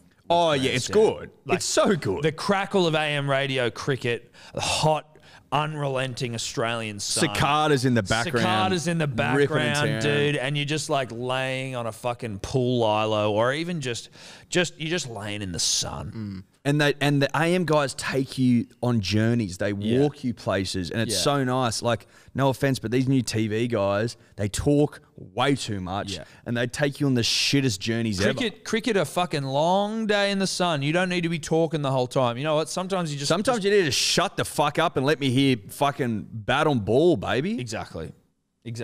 Leather on willow, please. Like, shut up. Your voice isn't that nice for you to crap on and on and on. So I'm very much looking forward to that. The crackle of the AM radio and the. I'm a crackle guy, dude. Yeah. Sorry. Yeah. Sue me. I'm a crackle guy. Anyway, shout out to Sterlo. It'd be sad to see you go, bro. Yeah. Breakdown of the family unit. And good luck to whoever the fuck calls Origin when Rabs goes because I guarantee you will be pillared. Pillaried? Pillaried? From pillared to pose. It's pillaried, I think. Google that, Dave. I don't even know what you're trying to say. It's like when you get basically just ripped apart. Pillaried. P-I-L... pillaried. Yeah, pillaried. To put someone in a pillory or to attack or ridicule publicly. Yeah, there you go. Thank you. What is Don't come at me, bro. Don't come at me for words. I know my words, sort of. Oh, a pillory is like the little stocks that people were put in where it held their head. There you go. There you go. Eddie, some pretty fucking hectic news that we have just become aware of since we've been in here. But Wallabies legend Todai Kefu clinging to life after defending family like a break and enter in his house. He's been fucking stabbed in Brisbane while trying to defend his family during a reported break-in. The former staff writer Fox Sports, great. The former back rower was at home when 3 people broke into his family home in Coorparoo at 3 a.m. According to Channel 7, Kefu was stabbed in the stomach after the family confronted the men and a brawl erupted. 7 ambulance crews attended the scene and he was rushed to the hospital. He's in a serious condition with abdominal wounds. He's been in surgery all morning. Fuck me. His family... Imagine waking up to 3 blokes in your family, so his wife, son and daughter also injured during the frenzy, taken to hospital. Dude, this is fucking crazy. The wife suffered significant arm injury while the son suffered a laceration to the back, the abdominal, the daughter a hand injury. Like, what sort of sick fuck goes into someone's house and starts stabbing kids? Police have 2 males in custody following a burglary. Like, just these pieces of shit, dude. Pieces of shit. Violent, aggressive pieces of shit. You kind of work, like, there's no, I don't know, is there a rehabilitation for that sort of behaviour? I don't know if there is. Like, you just go, fuck that. Like, just fuck them off. I think we're fucking, if you go into someone's home at 3 in the morning and start stabbing children. And then a dad who's like got to get up and defend his family. I think we start to wade into punishment waters, like just old-fashioned punishment. I wish you could, dude. I wish you could, because that's just fucking hectic. Todai Kefu, one of the all-time great Australian Wallabies. All-time greats. All-time great. We've all seen that footage. Kefu! Yeah, exactly. The try underneath the posts. We've all seen it. Was that to win the Bledisloe? Yeah. Fuck, that was good. Better believe it, mate. Look. A different time. A different time. But a time we all cling on to as a nation. So to hear that, that's rattled me, Tom. Yeah. That's rattled me big time. Yeah. So look, hopefully by the time everyone hears this, there'll be some positive news around that. But like, serious condition in hospital. There's not much else you can really say. Well, hope he pulls through. Pull through, Kev. Pull through. On to some other rugby news. Dave, obviously we lost the Bledisloe again. I don't know if that's news or just Groundhog Day. But there is some interesting development in the world of Australian selection. Yeah, so the law that is still in place, but soon will be used to be because they're getting rid of it, the Matt Giteau Law, as they call it, where basically you're allowed to play for the Wallabies if you're playing overseas, but only if you've played 60 caps, I think it is. And now they're basically getting rid of that rule because they've realised all the team shit, all the good players are overseas. And basically South Africa did that same thing where they used to have a law where you could only make the national team if you were playing in the country. And then they got rid of that just before the 2019 World Cup, which then they won. And so because like the domestic competition here is pretty much fucked, and if COVID keeps going the way it is, doesn't look like it'll be that much better next year, all the players are just going overseas anyway. Yeah. So they're just now saying like, well, we might as well pick them. 100%. So you can play for the Wallabies now, no matter, there's no criteria whatsoever? They haven't officially changed the laws, but basically everyone's saying they're about to scrap that. Dude, that's great. That's unfortunate. That's a great, like that's smart fucking governance, if that's the word, where it's like, dude, no one's watching the fucking domestic competition anyway. So why are you trying to make these fucking good players come back here and play in a shit comp where they're not going to get any better? They're not up against really good competition. Like, just let them go and earn money. That's also the thing. They've got short careers. Like, let them earn money and then they want to come play for their country. Like we all understand the value of the Matt Giteau rule or law. Like, it was all designed to keep your best talent in the country, grow the game domestically. That's fine. That time, that period in our lives has come and it has swiftly gone. Swiftly. That world is no longer reality, and it won't be. I'm sorry to paint you a picture of realism, but all the best players will now play in Japan or in Europe. It'll be like English. It'll be like football. Yeah. Or soccer, if you want to call it that. And that's fine. It is what it is. You go where the fucking money is. There's deep fucking pockets. Mariana Trench deep. Like, that's billionaire fucking deep, and they just love throwing fucking cash around. Go over there, let the boys rip and tear, earn some good coin while they can earn it. But like, not everyone has fucking 15-year careers where they can play in Australia and then go make huge money in Europe. That's not, mate, the average NRL career is 2 years. That's it. So, like, let these boys get their fill, and if they're good enough to play for the Wallabies, then good on you. But, like, also they're playing against better competition. So you would assume that not only are they going to be the better players, they're playing against better competition, which means that they're more battle-hardened. And then they come back here and, well, they come and they pull on the green and gold of Australia, the nation's colours, and they get to work winning fucking World Cups, because that's what we need. Like, we don't need Michael Hooper here running around just dominating losers in the Super Rugby, no disrespect. We need Michael Hooper over there fucking playing the best there is. Australia still produces fucking elite cattle. Make no mistake, we produce elite cattle. We just don't produce a Super Rugby. But if there is a pathway for these cattle to go and earn a good fucking quid overseas in Europe, maybe instead of getting snapped up by rugby league, then let the boys fucking play, because that translates to potential Wallaby fucking bills, Webb Ellis trophies in the future. But also, it's like, if you want to then like try and revitalise your junior participation, which is where you get your great throbbers coming through, the only way you're going to do that is by winning bills and winning bleds right now, because you're not inspiring the next generation with Super Rugby. So you start winning national competitions, international competitions. Then the juniors start coming through, and then maybe in about 100 years' time, you can start thinking about, the domestic competition being worth a fuck again. Well, you just got to go realistic, and I think it's smart fucking footy from the powers that be. I mean, let's be honest. Tom and I have said this fucking ad nauseum. So I'm not breaking the fucking. I'm not repeating something I've said in the past. We're not going to win the Bledisloe in the current fucking world that we live in. No. It's just not going to happen. We're not going to win it again. Like, on the weekend, we have a crack. Yeah, we're down by 7 points at halftime. Fucking yippee yahoo. We always know we're going to get blasted to fucking bugger in the last 40. We all know that. Give our boys a chance at lifting something. Lifting something that means something, which is the Bledisloe or the fucking World Cup. That's all that matters. Yep. Forget the rest of the shit. Who cares? No one cares. Until we win those two bad boys, no one gives a fuck. Send the best talent overseas, get them hardened in great comps against great competition, and bring them back when the fucking time matters, i.e. Bledisloes and World Cups, and let us win some shit. Get us believing again, because if we keep doing the same old fucking thing, we won't win a Bledisloe for 100 years. Yep. Which is, like, do we want to go down as holding the longest fucking losing record of all time in all sports? No, I don't think so. No, it's not how Australians do it, Eddie. No. That's the path we're on. But also, I would like to say this. I'd just like to finish with this. And we have to be honest with the punter and the dribbler to put all of our cards on the table. We are half Kiwi. So we do have the blood of New Zealand running through our veins.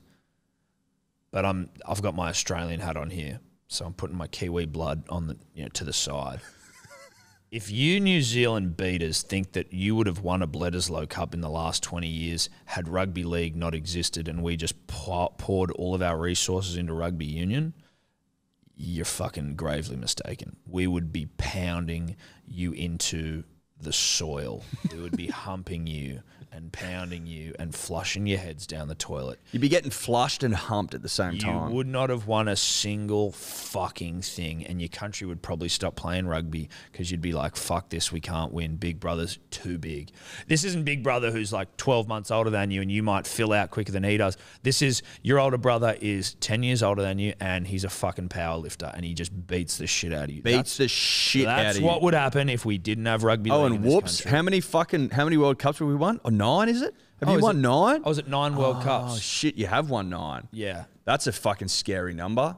That's a scary number. I think, yeah, if there was no rugby league, there would just be us dominating. There would be like the Lions wanting to join the World Cup because they've merged. There would be New Zealand wanting to merge with Pacific Island nations to be like, how can we beat Australia? That's it. It'd be everyone just trying to DMC. Wouldn't even surprise me if it was no longer a thing. You know what I mean? Well, losers want to wrap things up. It's like when you get when some loser's getting pounded in Monopoly and he's like, that'll do, I want to go to bed. It's like, no, bro, stick around for your fucking demise. Yeah, you can't knock the queen or the king over like chess. You got to sit here and watch this thing play out. You got to watch it play out. And all we're saying is, if we'd watched it play out from a rugby league doesn't exist perspective, we haven't lost a fucking game of rugby union in 30 years. No. And that's just the truth. That's just the brass tacks. That's the facts. Hate to have to bring it up, but you forced our hand. Now, after another Bledisloe loss, we've been forced to bring up what could have been. Yes, because that's the only thing you can do in these situations. Now, we return the New Zealand blood to our body and we celebrate a Bledisloe Cup victory, my bro. Sure, bro. Some sad news out of the world of tennis, I think it's fair to say, Tom. Roger Federer requiring surgery on a bung knee. Is that right? His knee's fucking rooted, and I mean, he is 40. People are worried about him not coming back to the game. I'd say this: he's 40 years old. Yeah, that is old as fuck. Old as Methuselah, if you want to do an old timey saying, Dave. I don't know what Methuselah is, but you could look that up. And I wonder to myself, what's Roger's MO here? That's what I'm trying to like. I love Rog, and we all love Rog, but it's like, bruh, you're 40. And what I want for Roger is, and I think this is what the people want for Roger, I think we would have liked a farewell tour that spanned 12 months. Roger fucking goes and he plays his final tournament in all the usual haunts. Yeah. You get biblical numbers because everyone wants to farewell the king. But he goes like, this is my last year. I'm going to play every tournament pending injury. And so every time, like every game that I play at this tournament, could be my last. And so it's just like everyone's there to see him. And then when it is sellout into sellout, and people get to farewell the greatest of all time. You know, isn't there's poetry to that? That's nice. All the talk of the town's around Roger and his last tournament. Can he win one more time? Will he not? And then he's blowing kisses and he's farewelling. You know what I mean? Like there's something nice about that. And if anyone fucking deserves it, it's Roger Federer. Whereas right now, though, and obviously this is a long bow to draw, but I draw it nonetheless. It's now a little bit shadesy of like a Mundine coming back for another fight where you're like, bruh, what are we doing here? You're going to get pumped. Like, oh, I need another knee reconstruction or knee surgery so I can come back and compete next year. It's like, listen, Rog, I don't think you'll pound some losers. I think we know that. Like, mate, he'll pound 95% of players. You'll pound 95% of the players. You'll make quarters. You might make semis and shit. Like as a 40-year-old, which is still great. But like, you're probably not beating Nads and Jocko, unfortunately. As much as I hate Djokovic, maybe you just pick a year, farewell tour it, fucking, pick up a slam if you can. Look, they're talking that he's going to be out for a significant amount of time. How long is that going to be? Let's just go with this. Perfect world is 20. Does he recover in time for 2022?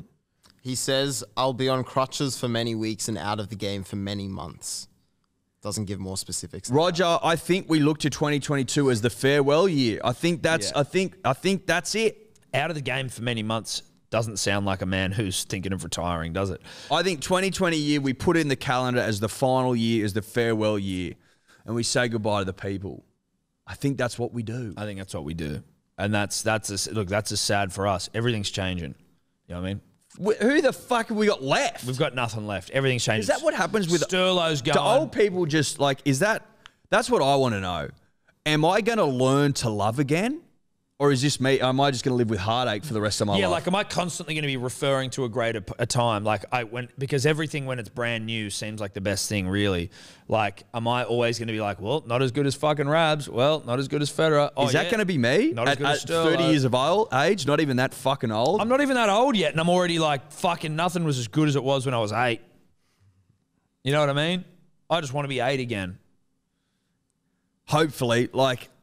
I look to rugby league and I've learnt to love again with the new players that have come in. True. Surely I can love again, but there's just something about Roger and fucking Rabs and Sterlo and shit where I'm just like, you motherfuckers can't be replaced. No.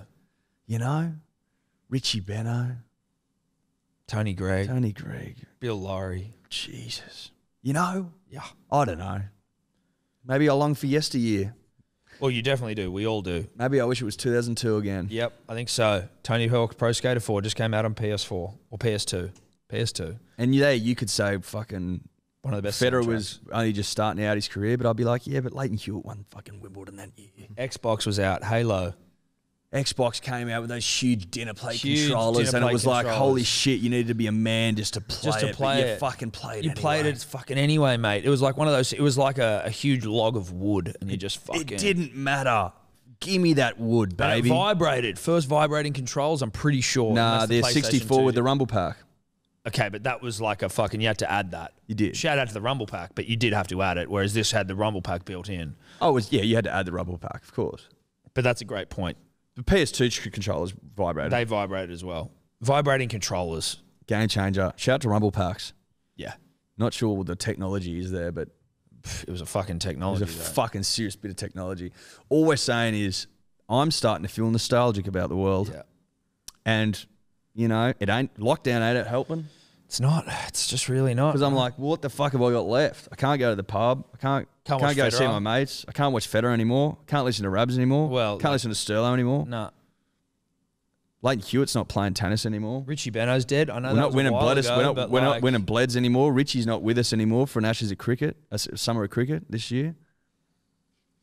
Am I too down and out? I don't know, dude. I mean, I need something to fucking lift me back up. Yeah. And I'm quickly starting to think if Manly don't get it done this year, I might be stuck in nostalgia world. Well, listen, we there's a couple of things we need.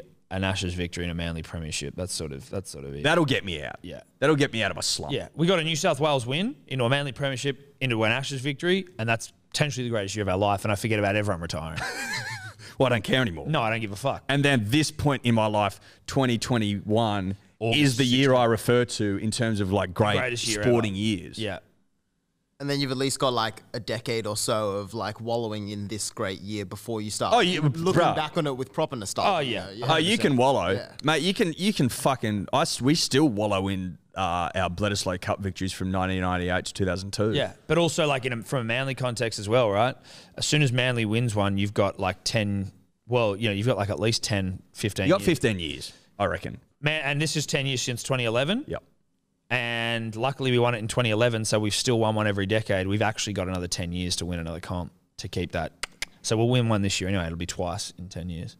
But anyway, nostalgia is real. Nostalgia is real. Oh, it's real. It's fucking real. Dave, before we get to the dribbles, Khabib Nurmagomedov of former UFC fighter fame, one of the all-time greats fame. What do you got for us? So he has hopped codes. There's been a photo posted on his Instagram, him with the club president of Legion Dynamo, who I'm going to find out where they're from, but basically joining what I think is the Russian league as a footballer, soccer player.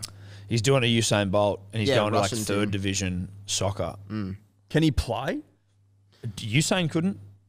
Usain could run. That was a weird time. That was a weird time. Let's reflect on that for a second. Yeah. When Usain Bolt, the quickest man of all time, played for the Central Coast Mariners. Yeah, scored some goals in a trial game as well. He did score in a trial game. Scored a double. And then when he wasn't given like $3 million a year, fucked off. Yeah, he was like, oh, fuck this shit. Where did he go? I think he just quit. I don't know. Did he go play anywhere else? That was a weird time. That was a weird some time. sideshow WWF bullshit right there. He did score 2 goals, in fairness. In a trial. But he did. He still scored them. He still fucking scored them. I don't know if that was a fix. And look, I hate to say it. It pains me to say it. Not really. But no one has spoken about the A-League the moment he left. No. Isn't that sad? I feel like the A-League used to just ride off the publicity of signing random like has-been type players. But that's what it was that's about. great. Yeah. What's wrong with that? Oh, Del Piero when he's 75? Yeah. Yes, please. Shinji Onjo? Yeah, fucking oath. Dwight York? Yeah. Dwight York? Emil Heskey? Yeah. Emil Get Heskey? these fucking What fogs the in. fuck are we, like, we've lost our mind when it comes to the A-League. Yeah. Like, so I'm sorry, but you need to sprinkle young up-and-coming throbbers with old has-beens. That's the way the A-League works. See, it needs to be a bit of a Legends League. Why not make it Legends League? Come down and sun yourself in the greatest country of all. Yeah. Get $4 million to kick a ball around and just dominate some beaters. Like, okay, well, maybe the money, let's start with this. The money won't be as good as it is in China, but you're playing in the Legends League. But if each team's allowed like a marquee fucking player allowance. But you wouldn't be able to get the money back. Like, you wouldn't be able to recoup. Well, I don't know because fucking the Del Piero one, I don't know. But if you're what you're getting in advertising, so maybe it's fucking something that Football Australia, whatever they're called, pay for this because they're going to get it in like free marketing and like awareness of the national domestic competition because people are going to be like, holy shit! Every time fucking Del Piero, Heskey, all these guys in that play, they were named. That's just free publicity for the competition, which they're trying to drum up. It gets closer and closer to the back page of the newspaper. If you went and asked people on the street, if you did qualitative and quantitative research, Tom, Thank you. and you said to the people, who was the last big signing by the A-League, 100% of respondents will say Usain Bolt, Central Coast Mariners. Yeah, or maybe not even. Maybe it's still Del Piero, the glory years of the A-League. Like, Usain Bolt is the biggest signing in a ridiculous sense. But, like, the biggest signing I think you'd ever remember is Del Piero. That was, like, the golden age of the A-League. I used to go to the games. Yeah, I never did that, but it was a golden age of the A-League. When was that? What year was that? 2009, I reckon. I reckon it was even a bit later than that. 2010. He played for Sydney FC 2012 to 2014. 2012. There you go. There you go. When you went to the game, did you sit in the Cove? Yeah, That was yeah. fun. That was I went fun to a as few of fuck. those. It used It to be was wild good. in there. Yeah. See, let's get back to that. Is the Maybe I'll go Cove to an still with A-League us? game. I think that, well, obviously not in COVID times. The Cove No, of not course. No. surviving COVID. No, maybe, of and it course would have not. shrunk probably just in general. Yeah. What we're saying is sign Del Piero again. Just back to Usain Bolt. So after the Mariners, he basically didn't get another contract with any club. He was offered a 2-year contract from a Maltese club. He also stated in 2021 he wanted to play for the Green Bay Packers in the NFL. Okay. But he was worried that he would be hit too hard essentially if the rules were changed, like to make it a bit softer, he would play. But of course you would be hit hard, Usain Bolt. But before that, so Usain's reached a point where basically he just says he wants to do things and he's got enough people around him with like, yeah, of course. he great. does. He wanted them He to change does. the No, rules no. so he wasn't hit hard. yeah. That He- doesn't make sense. He played a charity celebrity cricket match. He bowled Chris Gale out. Holy shit. See, that's what you should be doing, Yeah, Usain. he played an NBA All-Star celebrity game and scored a slam dunk.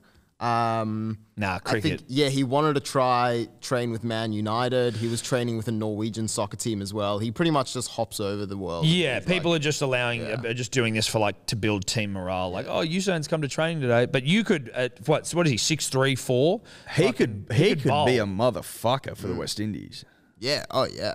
It says like, what does it say?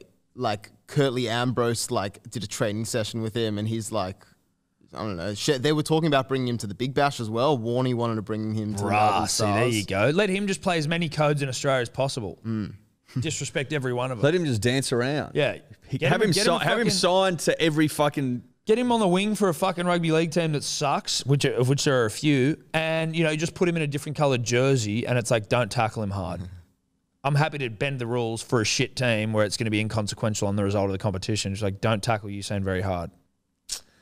Mate, Wrap the ball up and just bring him down. if you thicken him up a little bit, he wouldn't be look out of place on the wing in some rugby league sides in this He'd country. be fucking psycho. Can only really run straight. I don't know what his agility is like left to right. You know He'd be what I mean? all right. He'd be all right. He'd have it, but I don't know if he'd have it. He can run a bend.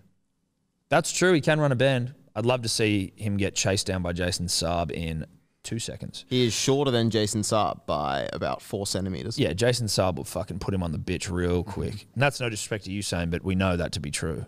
It's Saab's time. Yeah. It's Saab's time. I think it's probably time to dribble. Let's dribble. Tom, Eddie, you're the explorer, punters and dribblers. Just calling up for a bit of a public service in case anyone needs it. Come on! Come on! Fuck yeah, dude. Like that. It's the only way to start the day with a good fucking come on! Come on! Dude, hats backwards, Eddie. That's a dribbler did point that out to us, and we fucking, I don't even know if we replied because we were too embarrassed, but we did come on with our hats on front ways, which was a complete fucking travesty. Yeah, no, you're right. Get the headphones down there. But no, I like the way you had it, dude. You were right. Here we go. Monday. 3, 2, 1. Come on! Fuck yeah! Oh, I'm pumped. Needed that. I'm fucking pumped. Really needed it. That's cathartic, and I've been hearing, dude. how good was that video of those two dribblers playing pull the handshake, the come on handshake? I loved it. Linked it like arms, like when you're sipping champagne at a wedding, but it was a fucking come on. That's a great. That's powerful. Yeah, it's electric. It's powerful. Come on. Hey, Tom, Eddie, and Bong Jesus. It's the Would You Rather dribbler here, boys. Bong Jesus. Just been Parents finishing a will love that podcast, and you boys are delving into the national treasure that is come on. And you always brought up how it should be incorporated into some yoga. Now, while not as fantastic as the old come on, we do have something pretty close internationally. If you've ever heard of Diamond Dallas Page of WWE fame DDP, or maybe. greatest wrestling movie of all time, Ready to Rumble fame, if you haven't watched it, I implore you to do so. Get one of Tom's vegan brownies and fucking head for the hills, boys. He has something called DDP yoga. Mm-hmm. And what they do is they incorporate the bodily functions or physical functions rather, of yoga into the sound of what a wrestler would make hitting the mat or being slung into a turnbuckle. Do your own research, but it's about as good as you're going to get, boys. Quick one for you. Who would you rather have a 10-year stint at your club, Semi Radradra or a fit Jarrell Yao Yi? Beer soon, boys, and lockdown can fuck off forever. Love you. First things first, DDP yoga is actually fucking crazy. So, like, there's a bunch of those wrestlers. So there's one, Scott Hall, Razor Ramon is also his name. But he was like a fucking drug addict, like fucking prescription pills, all this sort of stuff, alcoholic, like fucking completely fucked after his career. Same as another guy, Jake the Snake Roberts, I think. And through this DDP yoga, completely like sober, clean, turn their lives around. I'm pretty sure there's a video as well of this guy who, I don't know if he fought in Vietnam or something, but he had some injuries that were debilitating. He could barely walk. So if you just YouTube it, Dave, just go like amazing DDP yoga transformation of this guy. And I can't remember exactly what was wrong with him, but like crutches. I'm pretty sure he had to walk with crutches. And then over this period, and he was like this for ages, he got into DDP yoga and he's showing his progression. And then by the end of the video, he's running. It's like insane. And he was on Rogan, I think, Diamond Dallas Page. Have you found it, Dave? Yeah. Is he an Asian man? Yeah, he is kind of, and he's a big dude at the start. Big and fat as fuck. on crutches. Is there And does DDP yoga. And then by the end of it, he's running, and it's like he's been. What's the difference? Well, I don't know whether there's necessarily. I don't know what the difference is between DDP yoga and normal yoga. Can you Google that, Dave? Yeah, I'll have a look. But I don't know if you can see that. There's a photo of him at the start. That's right. And then he's by like the end, he's on on crutches, and he's doing a headstand in the last one. and not just a headstand, literally just on his head. Yeah. And he's like skinny. Yeah. Jesus. Yeah. The DDP yoga is no fucking Have you joke. thought about doing DDP yoga? Well, not until that guy said it, but I'm also like, I'm more of a come on yoga. Yes. That's more the. Well, you're a purist. I'm a purist of the come on yoga, a proponent of come on yoga. And rightfully so. Rightfully so. Well, it's you get a lot out of it. Yeah. So it says here the main difference between traditional yoga styles and DDP is the spiritual/physical bias of each. Yoga throughout its ancient history has focused primarily on improving the spiritual components of one nature and it's done that way through the poses you practice. DDP, almost like the new kid on the block, it says, takes a completely new approach by borrowing the same yoga maneuvers, yet combining them with a much more physical approach to strengthen muscles, develop cardiovascular endurance, and recover from injuries. The addition of dynamic resistance means you'll also generally burn more calories. Right. So it's basically, I think, taking out a lot of the woo-woo, potentially, that yoga embodies. Like the calming bits and replacing that with more oomph. It's an oomph-based yoga. Yeah. Great. Well fucking said, Dave. And I like yoga. I have done it intermittently over the years. I've done a handful of sessions. But like I get a lot out of it. Like it's especially the hot yoga where like it's so fucking hot in the room that you can't focus on anything else other than just trying to do the poses they want you to do. And you sort of come out of it almost like it's been meditative because you just haven't thought about anything except how fucking hot it is the whole time you've been in there.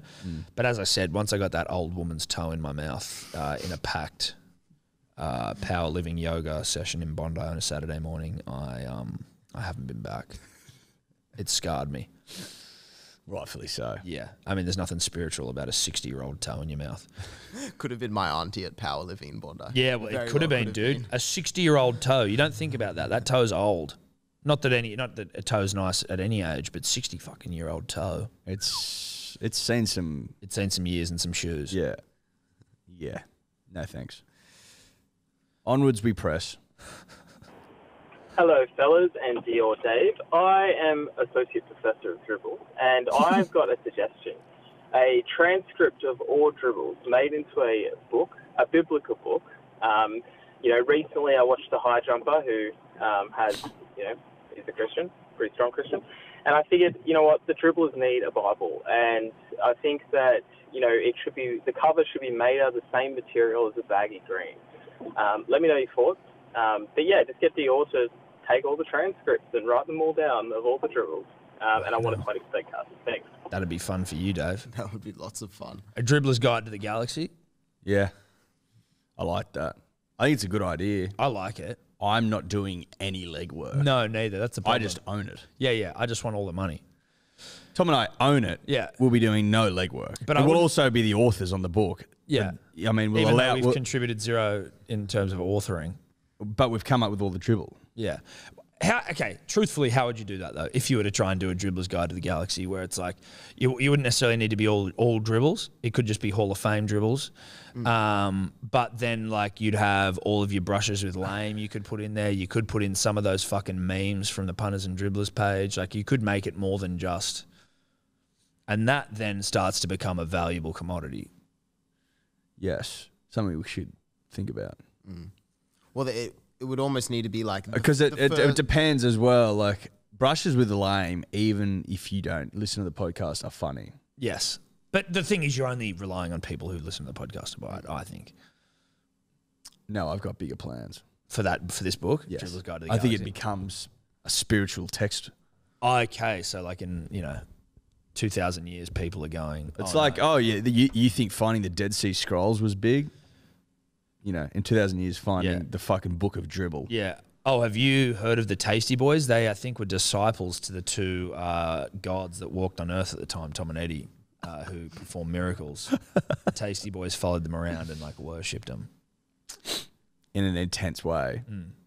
And was there Finnichario playing the secret chord for God? There you go. Now, was that secret chord? Did that actually exist, or was everyone just was it the burning acacia bush or whatever the fuck it was, and everyone just got high? Something to think about. I think we might have a biblical text on our hands here. Certainly something to think about, Dave. Maybe save that one. Or don't save it. We'll just remember it. Probably won't, though. Probably won't, but we also don't go through the save dribbles anyway, so it fucking doesn't matter. Not yet. Not yet. Not until we make the book. G'day, Tom, Eddie, Dior. Look, I hope you're well. Calling in just with a bit of yarn about the recent light that's been shined on the latent cure Come On. And I'm wondering whether it's Australia's answer to the psychological and physiological effects of the New Zealand haka. And I'm just wondering if we get all the boys lined up across from New Zealand and we all just give it a go at once, or we can line up single file and churn through them yelling "Come On" it and in their faces. I just think New Zealand will never touch the Bledisloe again if we do that. So I'd love to hear your thoughts, boys. That's a fucking huge idea. Now, firstly, yes, 100%. But how then do we deliver the come-ons? Is it in I think a line? it's single file. Come on! And then you walk to the back. And then, I think because everyone has their own flavour, their own way of delivering a come on, true. right? There's Yeah. different tempos, there's different pacing, there's different sort of hand gestures. Yeah. And I think that if you've got them all lined up and doing them at once, you're like, well, where do I look? yeah, it's true. Whereas like if you get This is a concentrated If you come get on. 22 come-ons in a row, all with varying degrees of Intensity. and excellence and style. I think you come out of that 22 going, Yeah. we're no chance. And every single one of them has to be wearing a backwards Yonex cap. Or just a backwards cap. or Leighton Hewitt's new brand, come on. Oh, yeah. Does he have the come on brand? Yeah. Oh, brilliant. Okay, I think it's just got to be a backwards cap just to make it easier. But you have to have a backwards cap on when you do the come on. Yes.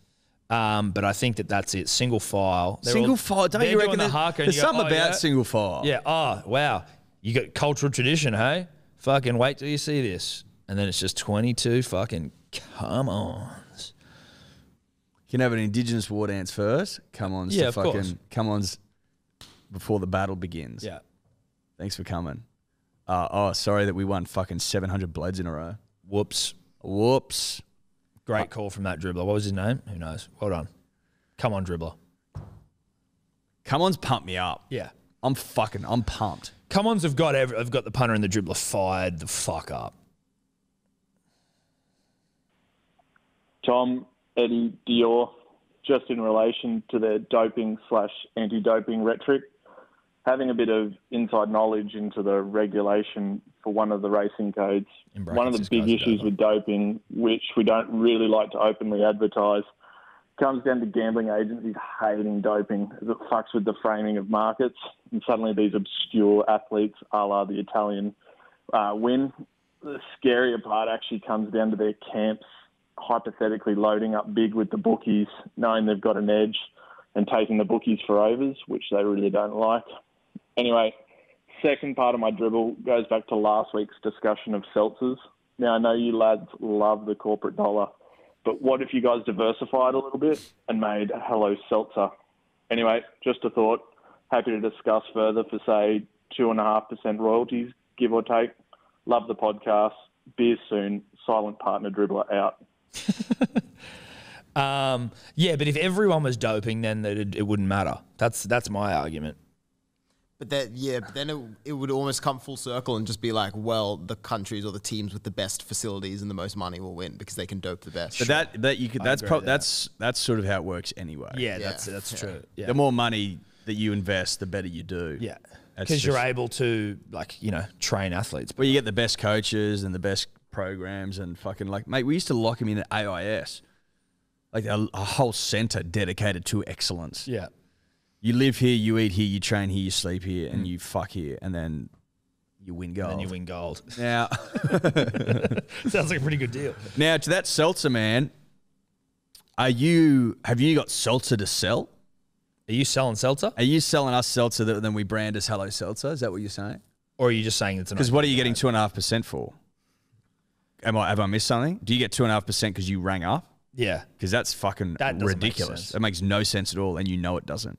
But if you have seltzer that you want to sell and recan, we'll have a chat with you. Yeah. I'd also just put it out there that if anyone knows anyone that distills rum, reach out. If you're in the rum distilling game, give us a call. If you're in the co-branding of rum, reach out. Reach out. Tom, Eddie, Dio Dave, punters and the dribblers. Senny Coast dribbler here. Me and the boys were just thinking about having our own Olympics. And, we thought maybe we'll throw a couple local sports in, So maybe bull rush. Where the shittest person from each country would just go in the middle. And then the countries just run for their lives and try and get to the other side. Or maybe 44 homes or hide and seek. They could even throw a few water sports in, like Marco Polo and stuff like that. Just have all the good childhood games in the Spotlight. Olympics. Get your thoughts on that. I think it's great. I love it. Yeah, that was a nice dribble. Catch you, boys. That was a fucking great dribble, was a my great friend. dribble. Marco Polo. Yeah. Spotlight, bull rush, dude. fuck yeah, bro. And you Bull just got to rush. get mediocre pricks from every country. Remember in bull rush when you were like the last one and you're fucking just stepping everywhere? Yeah. And tackle bull rush. I know this touch bullshit. Yeah, and you're getting through them all. He's getting through them all. That was so much fun. And like on a slippery, wet, muddy day. It was called tackle bull rush. Yeah. Bull rush, one of the great games of all time. Yeah. Bull rush, one of the great games. Is bull rush undefeated? Well, I'm wondering if kids can even play bull rush in these like, helicopter parenting times where it's like, no, don't tackle my kid. No, he can't be on a jungle gym. Bullshit. Yeah, but what about at lunch when there's no parents around? The teachers are enforcing it. Yeah, but even at school, you weren't allowed to run and she used to run everywhere. You weren't allowed to run at school? Oh, like on the concrete and shit. I was like, geez, what the fuck? I think we went to the same school. I don't remember not being able to run. No, you remember like in primary school, you can't run on the concrete. So shut up, sort miss. of. Wait, shut up, miss. Fuck off, miss. Fuck off. Yeah, sure. I love that idea though, dude. Tip around a school. Yeah, dude. Well, yeah, that's it. It's got to be the Olympic be at a event's school. held at a school. Has to be at a school. Yeah. The whole event is at It's a school. almost at a school, a primary school. Yeah. And then if you need to fucking bring a pool in, I'm sure that's doable. Or you just go around to someone's house. Yeah, you go to someone's house, that's true, but you couldn't have every country in the nation. You might need a bigger swimming pool. Well, there's pool. You just use neighbourhood pools. Right, but because you'd have heats, obviously. Heats finals. Yeah, heats and finals for Marco Polo. Because that's what you need is just you need a regulation pool. Yeah. Like fucking, 3-4 metres wide. What are they? 10 metres long. What's the pool company? You could probably get them on board. Narellan Pools? Yeah. I think Narellan would fucking help out. I'm trying to think if there's another one that's just like one of those obvious pool names that I can't think of, like a pool company. There's one. You've heard of Narellan Pools, surely? Of course I've heard Crystal of Narellan. Pools. Crystal Pools, yeah. Nah. That's not one that's... Fuck it, whatever. I love the idea though. Blue Haven. Blue Haven That's the one, Pools. yeah. That's who I'm thinking of. Whatever, we'll have them fucking highest bidder. Well, lowest price. Well, you could almost have a Blue Haven Stadium has one heat and then a Narellan Stadium has the other heat. I also don't mind that. Get a couple of corpy dollars in there, Ed. Well, look, if there's corpy dollars on offer, Tom and I will eat them. Yeah. Reared on a diet of corpy dollars. We love them. Love the corpy doll. Sue me. Sue me. On we go. Don't, because then we got to, Well, you can't sue me because I'm protected by the corporate dollar. Yeah. Backed. Brought to you by the corporate dollar.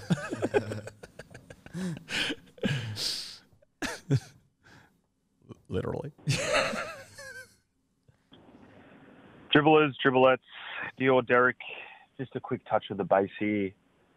I actually did milk a cow in Townsville. I think I was about year 6, went up there for a family holiday. I was just at a little farming expo and I milked the udder of a milking cow. One more thing. Now you've been talking a lot about the Dubbo Dingoes. So what would be your all-time starting 13? That's if 13 players have actually, made it to the NRL from Dubbo. But I've had a quick squiz. I've got the Peach at 1, Burton 6, Watson 9, Yo 13. Now with Dior, the Derek could do some Dioring and try and fill in those little spots. Your wingers, your centres, your 7, 8, 10, 11, 12. If he could do that and try and get a good, solid Dubbo Dingoes Hall of Fame. I kind of would have hoped that this guy was doing that. Would be awesome. He did half a job. He did. He named the current NRL players who play for Dubbo. And put David Peachy in there. Yeah. And forgot Andrew Ryan. Yeah. Which is a disgrace because every young boy and girl plays in the Andrew Ryan Cup. Yeah, everyone knows Bobcat, dude. That's a you job. You don't call up and make work for us. Dean Pay. Yeah. He'd be coaching. Luckily for this... Well, he played it as well. Well, yeah, but he'd probably coach. Yeah. Well, because I was listening to these dribbles last night. Oh, yeah. I actually did do a bit of research. Oh, good for you, Dave! So, I've actually moved Connor Watson to 7 to halves partnering with Matt Burton because Luke Prittis. Okay. Oh, yeah. Yeah, we'll put in there Yo at lock, Luke Garner and Andrew Ryan in the second row. Nice. Props, you got Cade Ellis, who's playing for the Dragons currently, and Les Davidson. Oh, fuck yeah. And then Dubbo Dean is the coach. That's about all I could find. One, David Peach, obviously, like wing to wing, and the centers still open. Okay. You could put Glenn McGrath in there somewhere, another famous I don't Dubbo mind man. that. Or Thirsty Merck, could be like 2, 3, 4, 5, the 4 of them. Yeah, Thirsty Merc. Thirsty Merc get a run. I don't see why not. Thirsty Merc get in the side. I reckon. This is a Hall of Fame Dubbo team. Yeah. Yeah, that's all I could find. But mate, you've done more than You've done well. You you filled a side with Glenn McGrath, who's actually born in Narromine, but we'll claim him. No, you claim him, dude. And Thirsty Merc, you're there. You're home and hosed. Yeah. Well done, Dave. Well done. Let's move on. Sweet. Hey boys, how you going? Been loving the second podcast. Been loving the random chat, not always about sport. Obviously love the sport, but it's good to just shoot the shit. Regarding the fart rhetoric, love it. I reckon just fucking rip them whenever. It's so good ripping a fart. Who doesn't love fucking ripping monsters? I'm here. Anyway, question is, your intro song is a fucking banger. It slaps, I reckon. Where the fuck is it from? I've never heard it before. Did someone make it for you? It's sick. I might make it my ringtone. Actually, that might ruin it for me. All right. Thanks, boys. Be you soon. Look, we've never actually publicly acknowledged this, but Hans Zimmer, a dear friend, and he may have knocked it up. Yeah. Class from Hans. We didn't ask him to. No, we didn't. He just said, he was like, "Fuck, I think you boys need a song. Like, you can't really trade off the Beatles intro forever." Which we did for those early adopters of Hello Sport. You'll know that this was not always our first opener. Oh, shock horror! Yeah. Did we used to have Hello Hello and Bruce Buffer? With one of the great Unifies? No. What? No. What are you saying? It was a union between the Bruce, one of the great between Bruce and the Beatles. Union. But you were all at sea there. All at sea. Yeah. So Hans Zimmer scored that. Yep. For us personally. That's why? Because he's a friend of the show. And that's what friends do. Favors. I think it was was it last year that we went and got absolutely annihilated at Hans Zimmer? I think we got. Do you want to get scared? What? I reckon that might have been 2019. No way. It would have been. It would have been. I reckon we're looking more at. Shit. That's crazy. I think we're looking more at 2 years. We got a party bus, and then about 8 or 10 of us went to Hans Zimmer and had a gutful. And we had the best seats in the house because we had the railing and we're up high. We were in the second tier. We could drive down our passion, if you know what I mean. We had to hold onto the railing, and then what was fucking the funniest Shout out to thing? Seb Anthony, producer of About Even, who was off his guts. No man has ever been more fucked than Sebo. Where like every time a new Hans Zimmer, every time a new song would start, you'd hear Sebo down there and go, "Oh my god, bro! Oh my god!" This is while everyone there's sitting there like respectfully just enjoying Hans, and we're on the front row of the second tier holding onto the rails. And I would look back at times and just be looking back up at people all just sitting there like enjoying Hans, and then back to us all at the front row holding onto the rail, being like.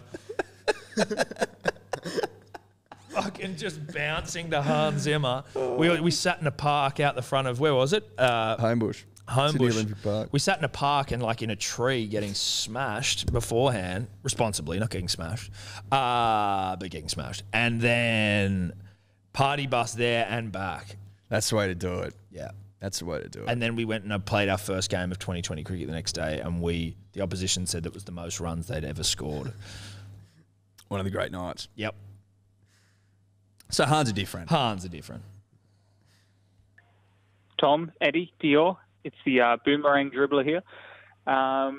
Just watching the Panthers game, and Vossi talks about ripping and tearing, and then club sandwiches from Gordy. Oh, Panthers are in again. Anyway, what's the go? Are you going to get a shout out? Should you be on the credits at the end in the little bit at the end? But anyway, enjoy. They're not the only fucking institution ripping off our terms, our hello sportism. Listen, it's par for the course now. You know, when you get to the top of the heap and people just start, pilfering your shtick, your rhetoric, you could get angry, or you just go, look, we're doing our job. What's that saying? That imitation the highest form of flattery. I mean, that's the way you got to take it. At the start, you're like, okay, someone else stealing our shit. That's a little bit annoying. But now you're like, fuck it. I love that Vossi's saying ripping and tearing, and keep up. Gordy's saying, Gordy's obviously a proponent of getting high on clubs. I'd also like to take this opportunity to point out, and I did put it on our Instagram, just Corey Parker, just middle third, middle third, middle third, middle third. Pew, pew, pew, pew. Do you reckon Corey may reach a point where all he says is middle third? He's not far off that now. But, you know, he just says middle third the entire time. Yeah, like Corey Parker. Like Hodor, he's like, Hodor. Yeah, he's just middle third. Yeah, middle third. We might have to start just calling Corey middle third. M3. M3. Anyway. I bet you he drives an M3. Probably. Mazda? Is that what they are? Or is that a Beamer? I think they're Beamers. I'm not a big car guy. No, neither am I. I'm not. My dad and my brother are, and then when it comes to me, I'm like, again, I'm a hairdresser. You know? I'm not a car guy. No. Well, I mean, stick to what you're good at, mate. That's it. I'm not going to pretend. Actually, good dribbles this week. You've done well, Dave. I need a new car. I need a family car. We're looking at them, and I don't know where to go. So if there's any car dealers out there who want to give me one for free, look, that'd be great. If you're in the car game and you want to give me and Eddie you want to give us some new fresh wheels, and we'll pump the fuck out of you for however long we have them for. For however. Like if you give it to us for a year, you get a year of free pump up. Yeah. And then you give us a new car, and then we pump that up. Yes. Now listen, we're not asking for fucking Ferraris. Also, I'm happy to not own it. We just have a constant fucking flow of cars. This is a contra deal. You give us a car, we just talk about the car non-stop. And it's not one car. We need cars each. No, cars each. Yeah. You can't share a car. No. But I need something I need a four-wheel drive family SUV. car. Yeah. Or I wouldn't mind just one of those big utes, just for no reason. Like a Ford Ranger or Yeah, something. yeah. Like a wild truck. Just a big fucking ute that I have nothing to put in. Black on black on black Dual on black. cab. Yeah, dual cab. Dual cab. I'll put my dog in the back. Yeah, I'll get a dog. So I can and my do that. tools. Yeah, I'll get tools as well, because we'll hopefully get a tool sponsor. Well, I'll just have I'll have a fucking toolbox on the back. Yeah, it may or may not be empty, but No, there'll be that's a tool. actually way better. There'll be a empty toolbox on there. Yeah, empty toolbox. So a huge one as well. Listen, just pointing out, there's an opportunity there to give two guys fucking big utes. You're in the big ute game? Well, we're in the taking a big ute game. So, you know. Yeah, we're looking for cars. Let's move on. But seriously. No, that's also not a joke, but it is. But if a big ute fucking dealer came to us and was like, hey, I'm from Big Look, Ute. am I going to bend over for Big Ute? You better believe it. I'm already bent over for Big Ute, just waiting for one to come by. You've been bent over for months. Yeah, I'm in a perpetual state of bent over for Big Ute. So it's an opportunity. G'day, fellas. Friday knockoff dribbler here. I'll keep this one short and sweet. Willie Mason, Ben Kennedy, Gordon Tallis. You have to run it straight at one, throw hands with one, and get on a bender with one. Go. Willie Mason, Ben Kennedy, Gordon Tallis. I wouldn't throw hands with Gordon Tallis. I wouldn't let him run at me either. No. But I think you've got it. So what is it? It's run it? Run it straight at one, throw hands with one, get on the bend with one. Who would be most fun to get on the bend with? So Willie? Willie? Yeah, probably Willie. Willie, Ben Kennedy, and Gordy. I mean, I reckon Gordy would probably be pretty fun to bend with as well. I reckon I'm going to bend with Gordy because Yeah. I don't want him to run at me or fucking hit me because he'd kill me. No, that's it. Like Gordy throwing hands. You've seen footage, right? Like Willie Mason's thrown hands, but like Yeah, and we've Gordy's- heard stories about Gordy running through teams. Yes, correct. Yes, dude. Yes.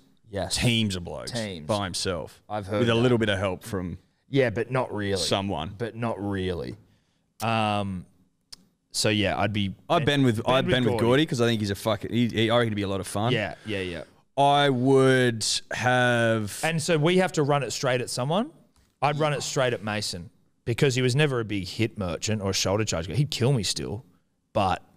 And then you throw down with Ben Kennedy. Throw hands. Well, you know what? Ben Kennedy would kill you throwing hands as well. So I think you're fucked any which way you slice or a dice. But I when it think comes Ben to throwing Kennedy. hands. Yeah, I'm just trying to work out like what hurts more: a punch from Ben Kennedy or a punch from Mason. I mean, maybe a punch from Mason. I don't know. You're fucked either way though, but definitely not Gordy. You know what? With Ben Kennedy and Mason, whichever one you want, they're interchangeable. Yeah. But you better believe you bend it with Gordy. Yeah, you do not want to throw hands with Gordy. Great dribbles. Dribblers, dribblettes. Tuckman dribbler here. Just here watching the Bulldogs take on the Warriors. It's an absolute dog's dick of a game. But in hindsight, Reece Walsh is looking hot. I swear to God, he's been in that sun up there in that Gold Coast, beautiful sun. He cuts out, but he calls back. Tuckman Dribbler back. Sorry, the phone died. Anyway, what I was saying is all the games up in Queensland, the boys are looking hot. They must be in the sun all day. It's looking good from a viewer's point of view to see boys like Reece Walsh, Connor Watson, all those hot boys just looking extra hot with tan skin. Anyway, Piccolo soon, turncoat forever.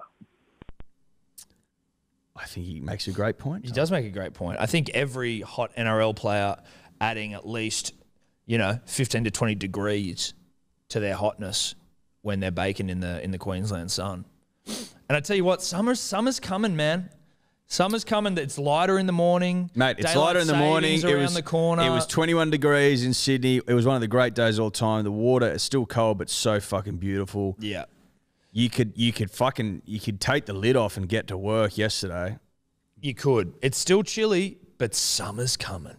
But bruh, it's August apparently. We're still in winter, and I've got the lid off, and I'm down at the fucking beach swimming. Yeah. Are you serious?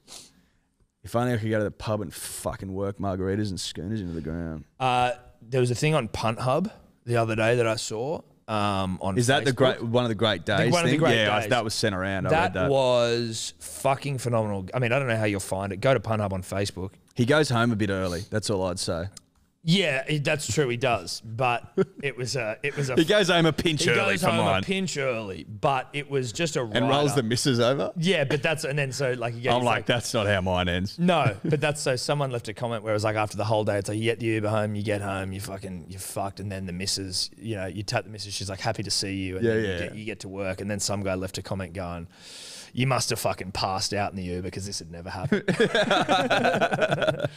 But it was just one of the best it was one of the best write-ups of like, the great day. But everything else was realistic. I know. So doable. But reading it, you see yourself in the story at whatever venue of choice yours is. It was so good. Anyway, you may not be able to find it on What Punt pub Hub. were you at? I was at the Nelson. I was at the Bellevue. You're at the Bellevue? Yeah.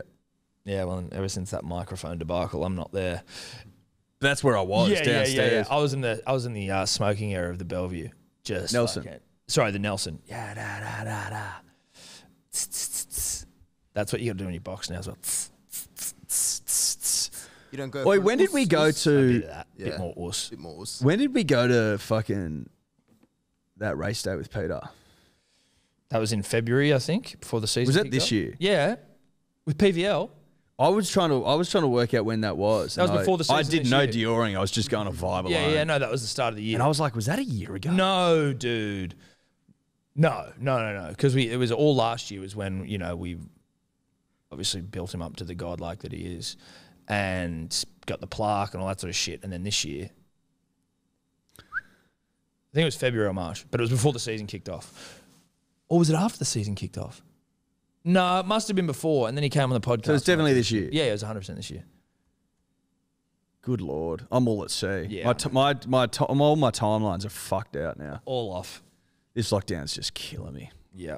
But it's probably killing more people worse than us. So shout No, out of to those course. people. Of course. Shout out to those people. And shout out to Peter. Shout out to Peter. Yeah, I need to catch up with Pete. Probably a post-season. God, I just want to go to a long lunch with Pete again. I miss him. God, I miss I Pete. miss him. I miss Pete. I fucking miss him, dude. I miss him, dude. I miss him so much. I'm just like, fuck. Can we be back sitting next to you in the director's lounge? Yeah, while watching you eat seafood. But also getting some seafood of our own. Well, not, admittedly, not as much as you got, but we still got some. We didn't get crabs and shit. We didn't get lobster, but we got oysters, Tom. We got oysters, and we had a fucking phenomenal feed. And we got fucking tiramisu for dessert. And I drank. Yeah, I said tiramisu. Yeah, I drank 12 different types of alcohol. Yeah, order whatever the fuck you want. Okay, sure. At the right hand of God. Whoops. I miss him, dude. I miss sitting at the right hand of God. I miss it. him. I miss it. Shaking hands with the most powerful people in the country who all wanted a piece. Maybe what you know what I might do? I might reshare that photo of us at the races today just on Instagram and just tag him, just like, miss you, bro. Just tag. Yeah, he'll see it. He'll see it. Yeah, and just be like, we miss you so much. We miss you, PVL. Thanks for everything you're doing for rugby league. This is purely just wanted to let you know we miss you. Yeah. I don't know how powerful you are, but if you want to get us up to the rugby league grand final, we'll do it. Suncorp. We'll do it. In the box with you. Happy to do it. We'll do it. Miss you. That was all I had for the ones I saved. We can go down to tier 2. Nah. Well done, Dave. That's your best work. That's the best work you've done. I tell you what, I can't believe that we didn't just 100% hand this over to him much sooner. Like, we've obviously, you know, in it on and off, but like, it's just so much better having Dave just run through all the shit. Was there a lot of shit? There was, yeah. But you're so good at it, obviously. A lot of like, well, it's an easy like, you know, process where it's like, if I'm like not paying attention and I lose interest, I'm not putting it in. Perfect. Yeah, well, that's a pretty good. That's a great yardstick. It's a great yardstick. That's it, punters, dribblers. You got to keep you got to keep us entertained and engaged. And by us, I mean Dave. And but I think the quality of dribbles this week, sky high. Sky high. Way up. What a show. What a show. Thank you to everyone for tuning in again. Thank you to our sponsors. Anything else, Ed? See you later in the week, bruh. Later. Bye. Could you two just not talk anymore?